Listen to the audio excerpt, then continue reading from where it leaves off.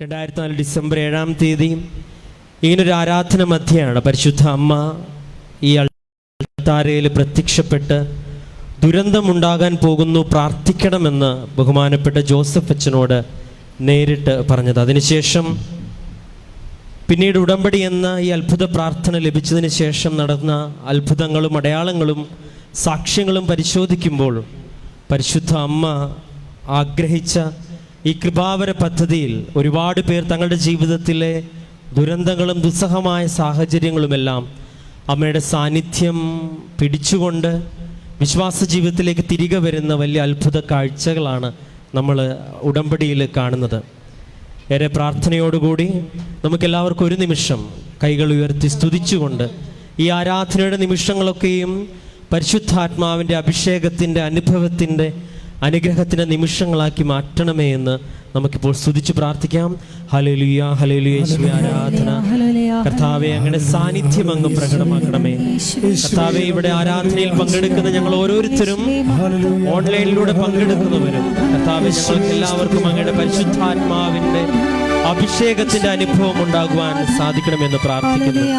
കർത്താവേ, ഉടമ്പടിയിലായിരിക്കുന്ന ഞങ്ങൾ വിശുദ്ധമായി ജീവിച്ച് അങ്ങയുടെ അഭിഷേകം തരണമേ. ഈ ആരാധനയിൽ ഞങ്ങളെ സഹായിക്കുന്ന എല്ലാവരെയും, ഏറെ പ്രത്യേകിച്ച് ധ്യാനം നയിക്കുന്ന ബഹുമാനപ്പെട്ട ജോസഫ് അച്ഛനെയും ഇതിന്റെ ഭൗതികമായ സാഹചര്യങ്ങൾ ഒരുക്കുന്നവരെയും മീഡിയ ടീമിനെയും കൊയർ അംഗങ്ങളെയും എല്ലാവരെയും പങ്കെടുക്കുന്ന ഓരോ വ്യക്തികളെയും സമർപ്പിച്ചുകൊണ്ട് നമുക്കിപ്പോൾ പ്രാർത്ഥിക്കാം. ഹല്ലേലൂയ, ഹല്ലേലൂയ, ആരാധന, ആരാധന, ഹല്ലേലൂയ.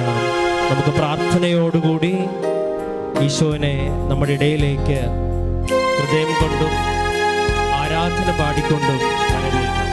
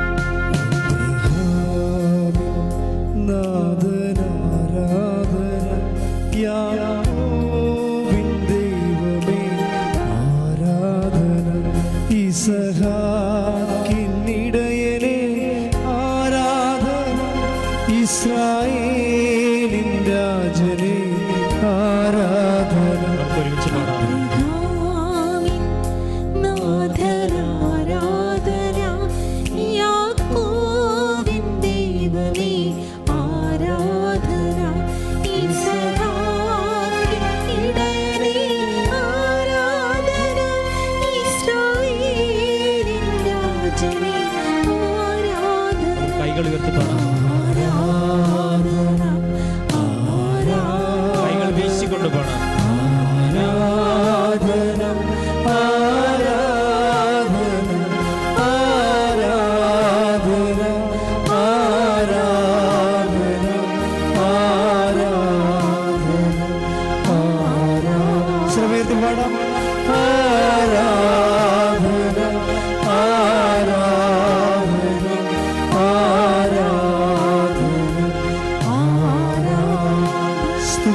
ഹല്ലേലൂയ, ഹല്ലേലൂയ, ഹല്ലേലൂയ, യേശുവേ സ്തുതി, ആരാധന, യേശുവേ മഹത്വം, ആരാധന, ആരാധന, ഹല്ലേലൂയ, യേശുവേ നന്ദി, ആരാധന, യേശുവേ മഹത്വം, ആരാധന, ആരാധന, ആരാധന, ഹല്ലേലൂയ, ഹല്ലേലൂയ,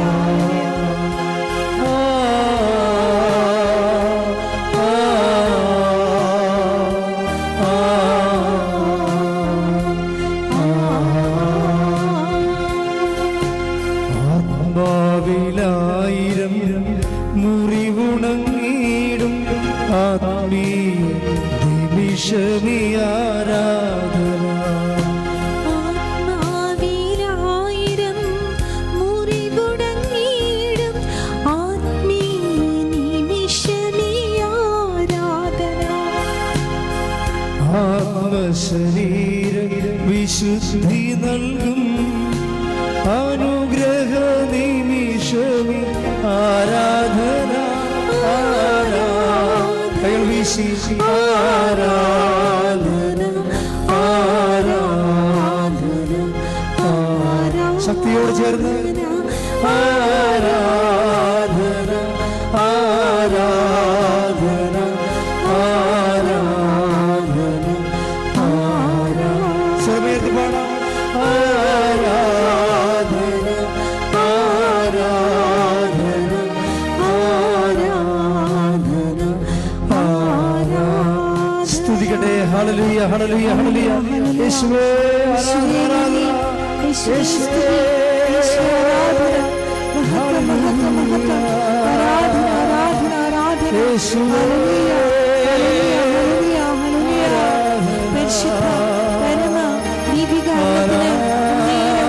ആരാധനയും സ്തുതിയും പുകഴ്ചയും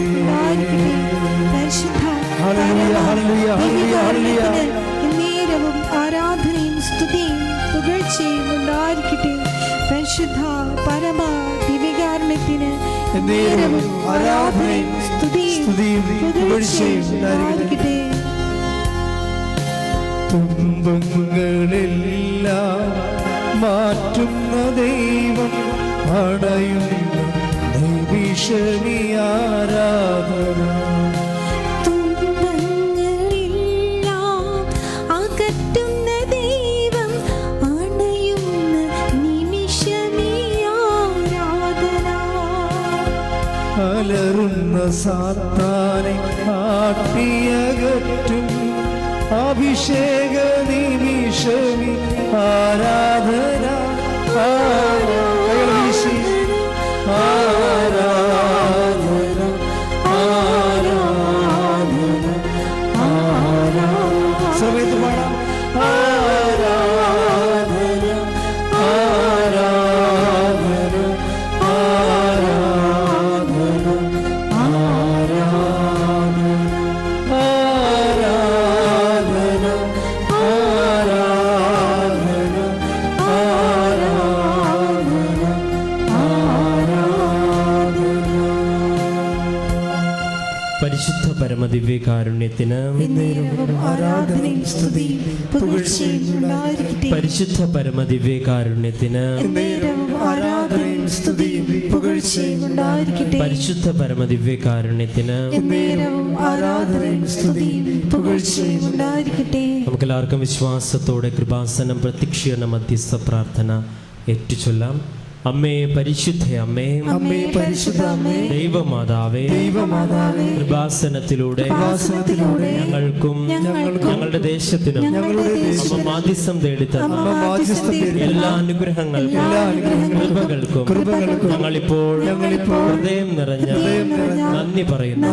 നമുക്ക് സ്തുതിച്ച് പ്രാർത്ഥിക്കാം. ഹല്ലേലൂയ ഹല്ലേലൂയ ഹല്ലേലൂയ യേശുവേ സ്തുതി. ഹല്ലേലൂയ ഹല്ലേലൂയ ഹല്ലേലൂയ ഹല്ലേലൂയ ഹല്ലേലൂയ ഹല്ലേലൂയ ഹല്ലേലൂയ ഹല്ലേലൂയ. ആരാധന ആരാധന ആരാധന ആരാധന. നമുക്ക് ഒരുമിച്ച് പാടാം. ആരാധന ആരാധന ആരാധന ആരാധന. പരിശുദ്ധ പരമദിവ്യകാരുണ്യത്തിന് ആരാധനയും സ്തുതിയും പുകഴ്ചയും ഉണ്ടായിരിക്കട്ടെ. പരിശുദ്ധ പരമദിവ്യകാരുണ്യത്തിന് ആരാധനയും സ്തുതിയും പുകഴ്ചയും ഉണ്ടായിരിക്കട്ടെ. പരിശുദ്ധ പരമദിവ്യകാരുണ്യത്തിന് ആരാധനയും സ്തുതിയും പുകഴ്ചയും ഉണ്ടായിരിക്കട്ടെ. അമ്മേ പരിശുദ്ധ അമ്മേ, അമ്മേ പരിശുദ്ധ അമ്മേ, ദൈവമാതാവേ, ദൈവമാതാവേ, 2004 ഡിസംബർ 7-ാം തീയതി ഉച്ച കഴിഞ്ഞ് 2:30 കൃപാസനത്തിൽ സംഭവിച്ച അമ്മയുടെ പ്രത്യക്ഷപ്പെടലിനെ കുറിച്ച് തിരുസഭയ്ക്ക് സമർപ്പിച്ചിരിക്കുന്ന പഠനരേഖകളുടെ വസ്തുനിഷ്ഠവും ദൈവശാസ്ത്ര വിധിപ്രകാരമുള്ളതും അന്വേഷണ പഠനങ്ങൾ നടത്തി ആ പ്രത്യക്ഷപ്പെടലിന്റെ പ്രകടമായ ദൈവമാതാവിന്റെ പ്രത്യേക കരുതലും സംരക്ഷണവും വെളിപ്പെടുത്തുന്ന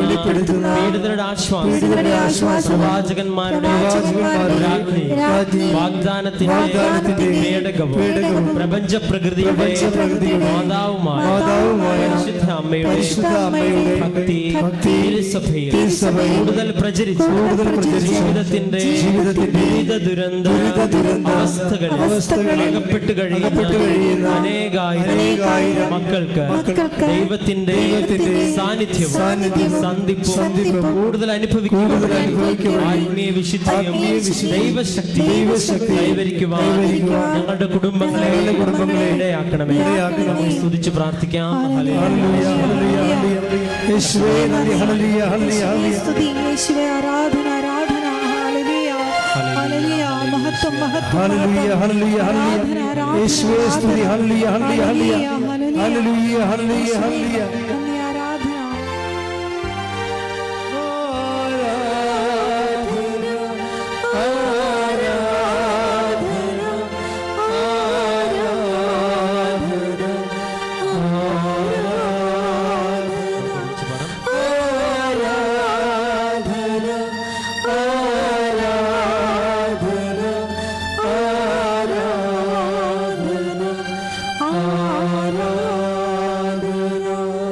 പരിശുദ്ധ പരമദിവ്യകാരുണ്യത്തിന് ആരാധനയും സ്തുതിയും പുകഴ്ചയും ഉണ്ടായിരിക്കട്ടെ. പരിശുദ്ധ പരമദിവ്യകാരുണ്യത്തിന് എന്നേരവും ആരാധനയും സ്തുതിയും പുകഴ്ചയും ഉണ്ടായിരിക്കട്ടെ. പരിശുദ്ധ പരമദിവ്യകാരുണ്യത്തിന് എന്നേരവും ആരാധനയും സ്തുതിയും പുകഴ്ചയും ഉണ്ടായിരിക്കട്ടെ. അമ്മേ പരിശുദ്ധ അമ്മേ, അമ്മേ പരിശുദ്ധ അമ്മേ, സ്വർലോകങ്ങൾ ഭൂസ്വർലോകങ്ങളുടെ രാജ്ഞിയായ രാജ്ഞിയായ അങ്ങേക്ക് ഭൗമ സംരക്ഷണത്തിനായി പ്രപഞ്ച പ്രകൃതിയെ തിരുസഭ പ്രതിഷ്ഠിക്കുവാൻ ഈ പ്രത്യക്ഷീകരണം വഴി ഇടയാക്കണമേ. പരിശുദ്ധ അമ്മേ, ജപമാല മാതാവേ, സകല കൃപാസന പ്രാർത്ഥനകളോട് ചേർന്ന് ഞങ്ങളിപ്പോൾ പ്രാർത്ഥിക്കുന്ന ഈ സമൂഹത്തിന്റെ നിയോഗങ്ങൾ, നമ്മുടെ എല്ലാ നിയോഗങ്ങളും മൗനമായി ഈ സമയം സമർപ്പിച്ച് പ്രാർത്ഥിക്കാം.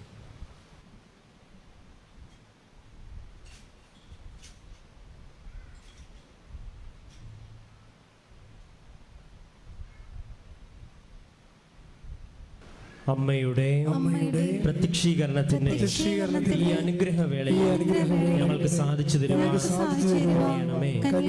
ആമേൻ. നമുക്കെല്ലാവർക്കും ഈ സമയം ഒക്കെയും അഭിഷേകത്തിന്റെ സമയമായി മാറുവാനായിട്ട് ഇവിടെ എത്തിച്ചേർന്നിരിക്കുന്ന ഓരോ വ്യക്തികളും ഈ ആരാധനയിലൂടെ വലിയ ദൈവസ്പർശനത്തിൻ്റെ അനുഭവങ്ങൾ ലഭിക്കുവാൻ, ഇത് പങ്കെടുക്കുന്ന ലക്ഷക്കണക്കിന് ആളുകൾ, അത് ഓൺലൈനിലും എവിടെ ഇരുന്നാണെങ്കിലും ആ പങ്കെടുക്കുന്നവർക്കൊക്കെ പരിശുദ്ധ അമ്മയുടെ സാന്നിധ്യത്തിൻ്റെയും ദിവ്യകാരുണ്യ അനുഭവത്തിൻ്റെയും വലിയ അനുഭവങ്ങൾ ഉണ്ടാകുവാൻ നമുക്കെല്ലാവർക്കും ഈ സമയം എഴുന്നേറ്റ് നിന്ന് കരങ്ങളടിച്ച് ഈ ഒരു ധ്യാനത്തിൻ്റെ അനുഭവം വലിയ ദൈവാനുഭവമായി മാറണമേ എന്ന് പ്രാർത്ഥിച്ചുകൊണ്ട് നമുക്ക് ആത്മീയമായിട്ടും നമ്മുടെ മനസ്സിനെയും ശരീരത്തിനെയും ഒക്കെ ഇനി ചെലവഴിക്കാൻ പോകുന്ന നിമിഷങ്ങളിലേക്ക് പൂർണ്ണമായിട്ട് ഒരുക്കി സ്തുതിച്ചുകൊണ്ടും ഗാനം ആലപിച്ചുകൊണ്ടും നമുക്ക് പ്രാർത്ഥിക്കാം. നമുക്ക് കരങ്ങളടിച്ച് പാടുന്ന പാട്ട് ഏറ്റവും പ്രാർത്ഥനയോടുകൂടി നമുക്ക് ആലപിക്കാം. ഹല്ലേലൂയ ഹല്ലേലൂയ, നമ്മുടെ യേശു ജീവിക്കുന്നു. ഹല്ലേലൂയ ഹല്ലേലൂയ, നമ്മുടെ യേശു ജീവിക്കുന്നു. കരങ്ങളടിച്ചുകൊണ്ട് സന്തോഷത്തോടെ ആരാധനയുടെ നിമിഷങ്ങളെല്ലാം സമർപ്പിച്ചുകൊണ്ട് ഈ സമയം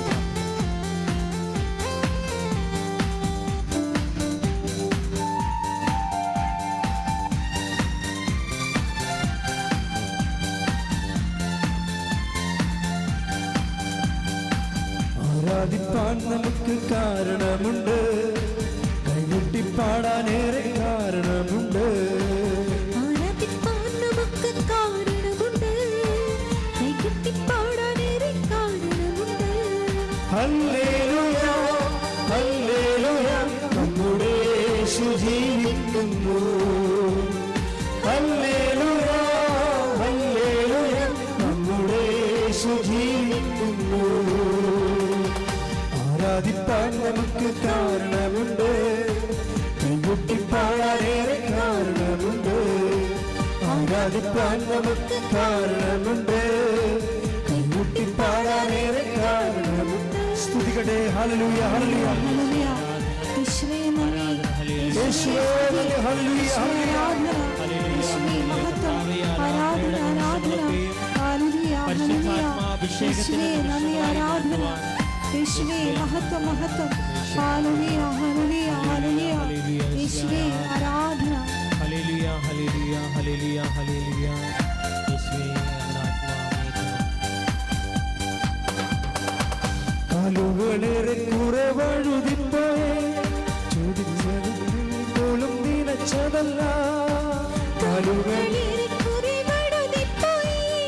ഒരിക്കലും ഉയരില്ല എന്ന് നിലച്ചു എന്റെ ദിനവുകൾ ദൈവം മാറ്റി എഴുതി പിന്നെ കാൽ വഴുകുവാൻ ഇടവന്നില്ല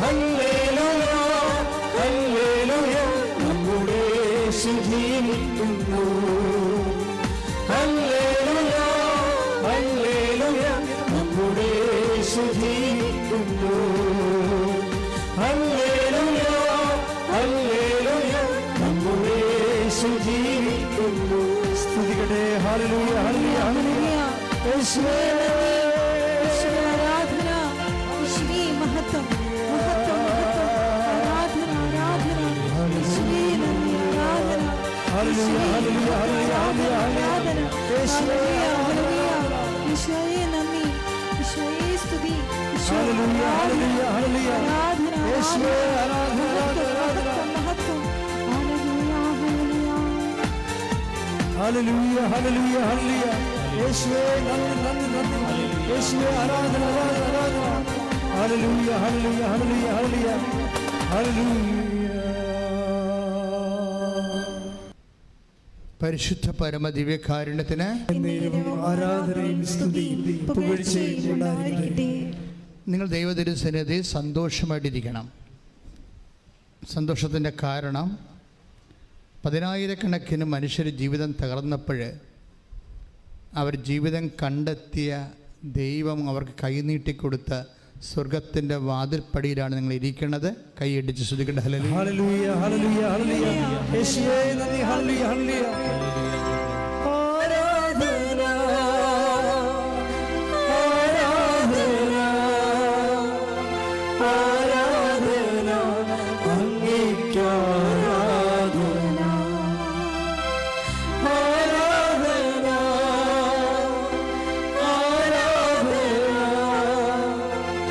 ആരാധന അങ്ങേയ്ക്ക് ആരാധന. നിങ്ങൾക്ക് ഒരു ഗതിയും പരഗതിയുമില്ല, ഒരെത്തും പിടിയും കിട്ടണില്ല. മുമ്പിൽ ഖേവോസ് ആണെന്ന് വിചാരിക്കുക. ഖേവോസ് എന്ന് പറയുന്നത് എന്താ? അതായത് ആദിഭൂമിയുടെ ഒരവസ്ഥയില്ലേ? ആദിഭൂമി കർത്താവ് ആകാശം ഭൂമി സൃഷ്ടിച്ചു. ഭൂമി രൂപരഹിതമായിരുന്നു. ആഴത്തിൻ്റെ മീതെ അന്ധകാരം വ്യാപിച്ചിരുന്നു.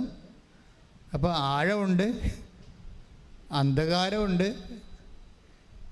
ഒരു സംഭവം കൊണ്ട് ജലം. അപ്പോഴാണ് നമുക്ക് ഇനി മുന്നോട്ട് ആഴവും അന്ധകാരവും ജലവും പ്രളയവും ആയിക്കഴിഞ്ഞാൽ നിന്നപട്ടത്തിന് നിൽക്കാനേ പറ്റത്തുള്ളൂ. ചിലപ്പോൾ ജലം വന്ന് നമ്മളവിടെ മുക്കി ഈ ആഴത്തിലേക്ക് വലിച്ചിട്ട് പോയെന്നും വരും. ഈ ടൈം ഭയങ്കര സീരിയസ് ടൈമാണ്. ഈ ഒരു സീരിയസ് ടൈമിലാണ് നമുക്ക് ചുറ്റും വെള്ളം കയറുകയും നമ്മുടെ ചുറ്റും അന്ധകാരം നിറയുകയും ചെയ്യുന്ന അവസ്ഥ. കടമാകാം, രോഗമാകാം, ജോലി നഷ്ടപ്പെട്ട അവസ്ഥയാകാം, പല പ്രാവശ്യം എഴുതിയ പരീക്ഷയാകാം. ഇനി എന്ത് ചെയ്യണമെന്ന് ആർക്കും അറിയാൻ പാടില്ലാതെ ഇരിക്കുകയും നമ്മൾ പലരെയും ഫോൺ വിളിച്ചിട്ട് നമ്മുടെ നമ്പരാണെന്ന് കണ്ടിട്ട് അവർ മനഃപൂർവ്വം നമ്മുടെ നമ്പർ എടുക്കാത്ത സമയം വരും. അത് നിങ്ങൾക്ക് എല്ലാവർക്കും ഫീൽ ചെയ്തിട്ടുള്ള കാര്യമാണ്. നിങ്ങളൊരു പരിങ്ങലിലാണെന്ന് കണ്ടാൽ പിന്നെ നമ്മുടെ നമ്പർ ആരും എടുക്കത്തില്ല, റിങ് ചെയ്തുകൊണ്ടിരിക്കും. അപ്പം നമ്മൾ വിചാരിക്കും റിങ് ചെയ്യുന്നുണ്ട്, ആളില്ലാഞ്ഞിട്ടായിരിക്കും എന്നല്ല. അങ്ങനെയല്ല, അയാളവിടെ ഉണ്ട്. നിങ്ങളുടെ നമ്പർ കാണാം അയാൾക്ക്. അയാൾ നമ്പർ കട്ട് ചെയ്താൽ നിങ്ങൾ അറിയാത്തതുകൊണ്ട് ന്യൂട്രായിട്ട് അയാൾ നിങ്ങളെ സ്കൂട്ട് ചെയ്യണമാണ് സംഭവം, ഒഴിവാക്കണത്. ഇതിനാണ് കേവോസ് എന്ന് പറയുന്നത്. നിങ്ങളുടെ ഏറ്റവും നിങ്ങൾ ആശ വെച്ചവരും പ്രതീക്ഷ വെച്ചവരും നിങ്ങളുടെ കോൾ എടുക്കാതിരിക്കുന്ന സമയത്തിനാണ് ആധുനിക ഭാഷയിൽ കെയോസ് എന്ന് പറയുന്നത്. ഇങ്ങനെ ഒരു സാഹചര്യത്തിലൂടെയാണ് നീ പോകുന്നതെങ്കിലും നിൻ്റെ കോള് ഏത് സമയത്തും എടുക്കുന്ന ഒരാളുണ്ട്. അയാളുമായിട്ടാണ് നമ്മൾ ഉടമ്പടി ചെയ്യാൻ വേണ്ടി വിളിക്കപ്പെട്ടിരിക്കുന്നതോ ഉടമ്പടിയിലായിരിക്കണതോ. കൈയടിച്ച് ശ്രദ്ധിക്കട്ടെ. ഹല്ലേലൂയ, ഹല്ലേലൂയ, ഹല്ലേലൂയ, ഹല്ലേലൂയ, ഹല്ലേലൂയ. യേശുവേ നന്ദി. ഹല്ലേലൂയ. ആരാധന, ആരാധന, ആരാധന, ആരാധന, അങ്ങേയ്ക്ക് ആരാധന, ആരാധന, ആരാധന, ആരാധന, അങ്ങേയ്ക്ക് ആരാധന. നമ്മളെ ചോര മണക്കുന്ന ഒരു സമയമുണ്ട്, അല്ലെങ്കിൽ നമ്മളെ മൂത്രം മണക്കുന്ന ഒരു സമയമുണ്ട്, നമ്മുടെ സെക്രീഷൻസൊക്കെ നമ്മളെ മണക്കുന്ന ഒരു സമയമുണ്ട്. നമ്മളെ ആൾക്കാർ കൈകൊണ്ട് എടുക്കാൻ ബുദ്ധിമുട്ടുന്നതും നമ്മുടെ മുറിയിലോട്ട് കയറി വരാനോ നമ്മുടെ ജീവിതത്തിലൊക്കെ എത്തി നോക്കാനോ പറ്റാതെ നമ്മൾ ഒറ്റയ്ക്ക് നമ്മുടെ വിധിക്ക് വിടുന്ന ഒരു സമയമുണ്ട്. ഈ സമയമാണ് ഉടമ്പടിയുടെ സമയം. ഇതറിയണമെങ്കിൽ നിങ്ങൾ take the word of God. Ezekiel 16 അധ്യായം 4 വാക്യം വരെ. എസെക്കിയേൽ 16 അധ്യായം 4 മുതലുള്ള തിരുവചനങ്ങൾ. നീ ജനിച്ച ദിവസം നിന്റെ പൊക്കിൾ കൊടി മുറിച്ചിരുന്നില്ല. Price the Lord. നിന്നെ കുളിപ്പിച്ച് ഒന്ന് ചിന്തിച്ചു നോക്കിക്കേ. നീ ജനിച്ച ദിവസം നമ്മളെ ഇസ്രയേലിനെ കുറിച്ച് പറയണതാണ്. ദൈവത്തിൻ്റെ തിരഞ്ഞെടുക്കപ്പെട്ട എല്ലാ വിശ്വാസികളുടെയും പ്രതീകമാണ് ഇസ്രയേൽ. അറിയാമല്ലോ, ഇസ്രയേൽ എന്ന് പറയുമ്പോൾ ഒരു രാജ്യമല്ല, ദൈവത്തിൻ്റെ തിരഞ്ഞെടുക്കപ്പെട്ട ജനമെന്നാണ് അതിൻ്റെ അർത്ഥം. അത് ആരുമാകാം. ദൈവത്തിൻ്റെ സ്നേഹത്തിലേക്ക് വിളിക്കപ്പെട്ട, വിശ്വാസത്തിലേക്ക് വിളിക്കപ്പെട്ട എനിബഡി ഈസ് ഇസ്രയേൽ. അല്ല, നിങ്ങൾ പറയും ഇസ്രയേൽ അമേരിക്ക എന്ന് പറയരുത്. ഇസ്രയേൽ ബൈബിളിൽ വിശ്വാസി എന്ന അർത്ഥമേ ഉള്ളൂ.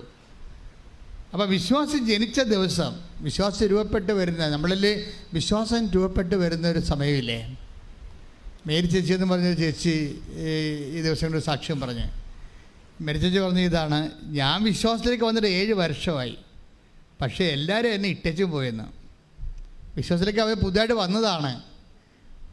അതുകൊണ്ട് എൻ്റെ ആങ്ങളെ ഇട്ടേച്ചും പോയി, എൻ്റെ അപ്പ, എൻ്റെ ആങ്ങളുടെ ഭാര്യ പോലും ഞാൻ വീട്ടിൽ ചെന്നിട്ട് സംസാരിച്ചില്ല. ആങ്ങളുടെ ഭാര്യ പോലും ഞാൻ വീട്ടിൽ ചെന്നിട്ട് എൻ്റെ വീട്ടിൽ അവരെന്നെ കയറ്റണില്ല. അതൊക്കെ വിശ്വാസം ഒരു ഇസ്രയേലായി മാറുമ്പോൾ, വിശ്വാസം രൂപപ്പെട്ട് വരുമ്പോൾ നമ്മുടെ ഉറ്റവരും ഉടയവരൊക്കെ പതുക്കെ നമ്മളെ ഇങ്ങനെ അവോയ്ഡ് ചെയ്ത് കളയും. എന്നിട്ട് എന്തിനാണ് ഈ മേരി ചേച്ചി എന്തിനാണ് ഇവരുടെ വീട്ടിൽ അവർ കയറ്റത്തില്ലായിരുന്നു? അവർ കയറ്റാതിരുന്നിട്ടും ഇവരെന്തിനാ ചെന്നതെന്നറിയാവോ? ഇവരുടെ അമ്മ കിടപ്പായി പോയായിരുന്നു. അമ്മയെ കാണിക്കത്തില്ലായിരുന്നു ഇവരെ. വൈരാഗ്യം കൊണ്ടേ സ്വന്തം അമ്മയെപ്പോലെ ഇവരെ കാണിക്കത്തില്ലായിരുന്നു. എങ്കിലും ഇവർക്ക് തോന്നി അമ്മയെ ഒന്ന് പോയി കാണാം. അമ്മ കിടപ്പായി പോയി, അനങ്ങാൻ പാടില്ല, അമ്മയ്ക്ക് എഴുന്നേക്കാൻ പാടില്ല. ബാത്റൂമിൽ തന്നെ പിടിച്ചു കൊണ്ടുപോയാൽ മാത്രമേ ബാത്റൂമിൽ പോകാൻ പറ്റത്തുള്ളൂ. അപ്പോൾ അമ്മയെ കാണാൻ പോയപ്പോൾ നിങ്ങളെല്ലാവരും മനസ്സിലാക്കേണ്ട ഒരു സത്യമുണ്ട് എൻ്റെ അകത്ത്. അതായത് ഈ ദിവസങ്ങൾ വരുന്ന സാക്ഷ്യത്തിൻ്റെ ഒരു രീതിയുണ്ട്. ആ സാക്ഷ്യത്തിൻ്റെ രീതി എന്ന് പറയുന്നത്, ഇപ്പോൾ തന്നെ കൊല്ലത്ത് നിന്ന് ജിബി ആൻ്റണി ഒരു സാക്ഷ്യം പറഞ്ഞു. അപ്പോൾ അവർ ഉന്നയിച്ചൊരു വിഷയമുണ്ട്. ഇപ്പം ഞാൻ വയനാട്ടിലെ മേരി ചർച്ചിൽ നിന്ന് പെട്ടെന്ന് ജിബി ആൻ്റണിയുടെ പോണതിൻ്റെ കാരണം ആ സാക്ഷി ഇൻ്റർ കണക്റ്റഡാണ്. ഈ ജിബി ആൻ്റണി ഉന്നയിച്ചൊരു പ്രശ്നം, അവർ ഉടമ്പടി എടുത്ത് കഴിഞ്ഞപ്പോൾ അവരുടെ ഭർത്താവ് ഓട്ടോറിക്ഷക്കാരനായിരുന്നു. അയാൾക്ക് ഓട്ടം ആൾക്കാർ വിളിച്ച് കൂടുതൽ പരിചയമില്ലാത്തവരൊക്കെ ഓട്ടം വിളിച്ചു കൊടുക്കാൻ തുടങ്ങി. പിന്നെ അയാൾ ഗൾഫിലേക്ക് പോകാൻ മാതാവ് ഇടപെട്ടു. പക്ഷേ അവിടെ മകന് ഡെങ്കുപ്പനി വന്ന് കൗണ്ട് കുറഞ്ഞ് ആശുപത്രി കൊണ്ടുപോയപ്പോൾ കൗണ്ട് കുറഞ്ഞ്. അപ്പോൾ ഡോക്ടർ പറഞ്ഞു സീരിയസ് ആണെന്ന് പറഞ്ഞപ്പോൾ അവിടെ നാട്ടിലൊക്കെ ഡെങ്കുപ്പനിയായി. കൊല്ലത്ത് അതിൽ ഒരാൾ മരിച്ചു, അവരുടെ വീടിൻ്റെ അടുത്തുള്ള ആൾ മരിച്ചു. അപ്പോൾ ഉടമ്പടിയിൽ ഇരിക്കുമ്പോൾ മകന് ഡെങ്കു പനിയായിട്ട് ആശുപത്രി കൊണ്ടുപോയി. ആർക്കതിന് ആശുപത്രി കുർബാന കാശൊന്നുമില്ല. പക്ഷേ വേറെ ഒരാൾ മരിക്കുകയും ഇവരുടെ മകന് ആശുപത്രി വെച്ച് ബ്ലഡിൻ്റെ കൗണ്ട് കുറയുകയും ചെയ്തപ്പോൾ ഇവർ ചോദിക്കണ ഒരു ചോദ്യമുണ്ട്, അമ്മേ ഞാൻ ഉടമ്പടിയിലല്ലേ? അതാ എൻ്റെ ഉടമ്പടി നീ സ്വീകരിച്ചിട്ടില്ലേ? ഞാൻ ഉടമ്പടി എടുത്തതാണല്ലോ. ഇത് എന്തായിരിക്കും ഇങ്ങനെ ക്ലേശങ്ങൾ വരണത്? അയ്യോ, ഇത് ഒരു 10,000 മനുഷ്യർ ചോദിക്കുന്ന ചോദ്യമാണ് അല്ലേ? ഉടമ്പടി എടുത്തു കഴിയുമ്പോൾ നമ്മുടെ വീട്ടിൽ നമ്മൾ പ്രതീക്ഷിക്കാത്ത എന്തെങ്കിലും സംഭവിക്കുമ്പോൾ നമ്മൾ ഓർക്കും, അയ്യോ നമ്മൾ ഉടമ്പടി എടുത്തതാണല്ലോ. ആൾക്കാരെല്ലാം ഉടമ്പടി എടുക്കുമ്പോൾ പറയുന്നത് എന്താണ്? ഇനി നമുക്ക് അമ്മ ഉണ്ട്, പേടിക്കേണ്ടെന്നല്ലേ പറയണത്. ഇനി നമുക്ക് അമ്മയുണ്ട്, പേടിക്കേണ്ടെന്നല്ലാണ് എല്ലാവരും പറയണത്. അപ്പോൾ ഇവർ പറഞ്ഞ അമ്മ ഞങ്ങളുടെ കൂടെ ഇല്ലേ? പിന്നെ എന്താ ഞങ്ങൾക്ക് ഇങ്ങനെയൊക്കെ സംഭവിക്കണത്? ഇപ്പോൾ എൻ്റെ ഭർത്താവും പോയി, വരുമാനവും ഇല്ല, ഈ കുഞ്ഞിനെ ചികിത്സിക്കാനും പറ്റണില്ല, ഞാനിങ്ങനെ ഒറ്റക്കായി, മുമ്പത്തേക്കാൾ കഷ്ടമായല്ലോ ഉടമ്പടി എടുത്തിട്ട്. അപ്പോൾ ദൈവം എന്നിലില്ലേ എന്നാണ് ഇവർ ചോദിക്കേണ്ടത്. അമ്മ ഞങ്ങളുടെ കൂടെ ഇല്ലേ എന്നാണ് ചോദിക്കേണ്ടത്. അപ്പം അമ്മ ഞങ്ങളുടെ കൂടെ ഇല്ലേ എന്ന് ചോദിക്കുമ്പോൾ ആ സമയത്ത് ആ ആശുപത്രിയിൽ വേറെ ഒരു ചേടത്തി ഹോസ്പിറ്റലിൽ വന്ന്, അവിടെ ബൈ ചാൻസായിട്ട് വന്നതാണ്, അത് മാതാവൊന്നുമല്ല, ചുമ്മാ ഒരു കോയിൻസിഡൻറ്റ് സംഭവിച്ചതാണ്. അപ്പോഴുടനെ ഈ വന്ന അപരിചിതയായ ചേച്ചി ഇവരോട് ചോദിച്ചു, ആരോടാ? ജോബി ആൻ്റണിയോട് ചോദിച്ചു, നിങ്ങൾ ഉടമ്പടി എടുത്താണല്ലേ എന്ന് ചോദിച്ചു. അപ്പോൾ എടുത്തതാണെന്ന് പറഞ്ഞു. എന്താ കാര്യം? ഇവിടെ കാശ് രൂപം കണ്ടിട്ടാണ് അവർ ചോദിച്ചത്. ഇപ്പോൾ ആൾക്കാർ ഉടമ്പടിക്കാരെല്ലാം തമ്മിൽ തിരിച്ചറിയണത് അവിടെ കാശ് രൂപം ഉള്ളത് കൊണ്ടാണ് തിരിച്ചറിയണത്. അപ്പോൾ അവർ ചിലരൊക്കെ തമ്മിൽ തിരിച്ചറിഞ്ഞാൽ കൂടെ നിന്ന് അവരുടെ വിഷയത്തിന് ഉടമ്പടിക്കാരെല്ലാം കൂടിയിട്ട് ഒരുമിച്ച് പ്രാർത്ഥിക്കും. കാര്യം അവരെല്ലാവരും ഉടമ്പടിയിലാണല്ലോ. അപ്പോൾ നിങ്ങൾ തീഷ്ണമായിട്ട് ഉടമ്പടിയിലായിട്ടുള്ളവരാണെങ്കിൽ, നിങ്ങളിതുപോലെ ഒരു അപരിചിതരാണെങ്കിലും ഒരുമിച്ച് പ്രാർത്ഥിക്കാൻ അവസരം കിട്ടിയാൽ പ്രാർത്ഥിക്കുന്നത് ശരിക്കും അപ്പോഴും നിങ്ങളുടെ വിഷയങ്ങൾക്കെല്ലാം ദൈവികമായ ഇടപെടലുണ്ടാകും. അത് അടയാളം തന്നെയാണ്. അപ്പോഴുടനെ ഇവർ ഈ ജോബി ആൻ്റണി പറഞ്ഞ്, ഞാൻ ഉടമ്പടി എടുത്തതാണ്. അപ്പോൾ ഈ വന്ന അപരിചിത പറഞ്ഞു, എനിക്ക് ഒന്ന് അവിടെ പോയാൽ കൊള്ളാമെന്നുണ്ട്, പക്ഷെ പറ്റണില്ല എന്ന് പറഞ്ഞ്. എന്നിട്ട് പറഞ്ഞ് എൻ്റെ കൈ, അപ്പോൾ അവർ എന്തിനാണ് പോണത്? അത് എൻ്റെ കൈ പൊങ്ങണില്ല, കുറേ മാസങ്ങളായിട്ട് ഇത് പൊക്കിയിട്ടൊരു ജോലി നടക്കണില്ല, കൈ തളർന്നു പോയി. അപ്പോൾ ഉടനെ ഈ ജോബി ആൻ്റണി എന്ത് ചെയ്തെറിയോ? ഉടനെ പറയും, നിങ്ങൾ സമയം കിട്ടുമ്പോൾ പോവുക, ഇപ്പം മാതാവ് നിങ്ങളെ സഹായിക്കുമെന്ന് പറഞ്ഞു. എന്നിട്ട് ഇവിടെ കയ്യിരുന്ന ഉടമ്പടി തൈലം ആശുപത്രി വെച്ചിട്ട് ഈ തളർന്നുപോയ കയ്യിൽ അവർ പെരട്ടി വിശ്വാസപ്രമാണം ചൊല്ലിക്കൊടുത്ത്. വിശ്വാസപ്രമാണം ചൊല്ലി പെരട്ടി കഴിഞ്ഞപ്പോൾ തന്നെ ഈ കൈ പടേന്ന് പൊങ്ങി ഇങ്ങനെയുണ്ട്. അപ്പോഴെന്ത് സംഭവിച്ചു കഴിഞ്ഞാൽ ഇവിടെ ചോദിച്ചൊരു ചോദ്യമില്ലേ? ആര്? ഡെങ്കുവായിട്ട് മകനെ കൊണ്ടുവന്ന് ആശുപത്രി ഇട്ടച്ച് മാതാവിനോട് ചോദിച്ചില്ലേ, മാതാവ് ഞങ്ങൾ ഉടമ്പടിയിലല്ലേ, അതാ എൻ്റെ ഉടമ്പടി നീ സ്വീകരിച്ചില്ലേ, അപ്പം നീ ഞങ്ങളെ വിട്ടു പോയോ എന്ന് ചോദിച്ചതിന് മറുപടിയാണ് ഇവരെ കൊണ്ടുവന്നിരിക്കുന്നത്. അപ്പം നിങ്ങൾ ചങ്ക് പറഞ്ഞ് മാതാവിനോട് ചോദിച്ചാൽ അപ്പോൾ ആൻസർ ചെയ്യും. അപ്പോൾ ആൻസർ ചെയ്യണമല്ല ഈ സാക്ഷ്യത്തിൻ്റെ ഒരു ഹൈലൈറ്റ് എന്ന് പറയുന്നത്. അതല്ല, എല്ലാവരും ഇതുപോലെ നിങ്ങൾ പത്രം കൊടുക്കുന്നുണ്ട്. എന്തിനാണ് പത്രം കൊടുക്കുന്നത്? ക്രിസ്തുവിനെ ലോകം അറിയാൻ വേണ്ടിയാണല്ലേ. പക്ഷെ നിങ്ങളുടെ കയ്യിൽ കുറേ ആയുധങ്ങളുണ്ട്. ഉപ്പ്, അതുപോലെ തന്നെ അതുപോലെ തന്നെ ഉടമ്പടി തൈലമുണ്ട്. ഇപ്പോൾ ഈ വയനാട്ടിലത്തെ മേരി ചേച്ചി എന്താ ചെയ്യുന്നറിയോ? മേരി ചേച്ചിയുടെ സാക്ഷ്യം എന്ന് പറയുന്നത് രസമാണ്. അതായത് എനിക്ക് തോന്നുന്നത് ഈ ആൾക്കാർ ഇപ്പോഴും ചെയ്തുകൊണ്ടിരിക്കുന്നത് അവർ തന്നെ വിശ്വാസത്തിൽ എംപവറായിട്ട് മറ്റുള്ളവരെ വിശ്വാസത്തിലേക്ക് കൊണ്ടുവരികയും നിങ്ങളുടെ വാല്യൂ കൂടാൻ, ദൈവദൃശ്യത്തിൽ നിങ്ങളുടെ വാല്യൂ കൂടാനുള്ള ഏറ്റവും വലിയ മാർഗം അതാണ്. കാര്യം മറ്റുള്ളവരെ വിശ്വാസത്തിലേക്ക്, അവരെ മതം മാറ്റുകയല്ല, ക്രിസ്തുവിൽ അവർക്ക് ആശ്വാസവും ആത്മശക്തിയും ലഭിച്ച് അവർ നിലനിൽപ്പ് കിട്ടണം. അവർക്ക് നിലനിൽപ്പ് കിട്ടണം. അപ്പോൾ അതുകൊണ്ട് തന്നെ നിങ്ങൾക്കത് മനുഷ്യന്മാർക്ക് അത് ചെയ്തു കൊടുക്കാം. അതൊരു ഉപവിപ്രവർത്തനങ്ങളാണ്. ആ ഉപവിപ്രവർത്തനത്തിൻ്റെ ബേസിലാണ് നിങ്ങൾ രോഗി പരിചരണം പോലെ നിങ്ങൾക്ക് കിട്ടിയിരിക്കുന്ന ദൈവത്തിൻ്റെ കൃപ പങ്കുവെച്ച് കൊടുക്കേണ്ടത്. പ്രാർത്ഥിക്കുക, കർത്താവേ, കർത്താവേ, എനിക്ക് കിട്ടിയിരിക്കുന്ന ദൈവകൃപ പങ്കുവെച്ച് കൊടുത്ത് മറ്റുള്ളവരെയും ബലപ്പെടുത്തുവാൻ. മറ്റുള്ളവരെ ബലപ്പെടുത്തുക എന്നുള്ളത് നമ്മുടെ ഒരു ദൈവികമായ ലക്ഷ്യമാണ്. ഇപ്പം ലുക്കാന്റെ സുവിശേഷമില്ലേ, വിശുദ്ധ ലുക്കാ സുവിശേഷം 22:32 എടുത്ത് ശ്രദ്ധിക്കട്ടെ. ഹല്ലേലൂയ, ഹല്ലേലൂയ, ഹല്ലേലൂയ, ഹല്ലേലൂയ.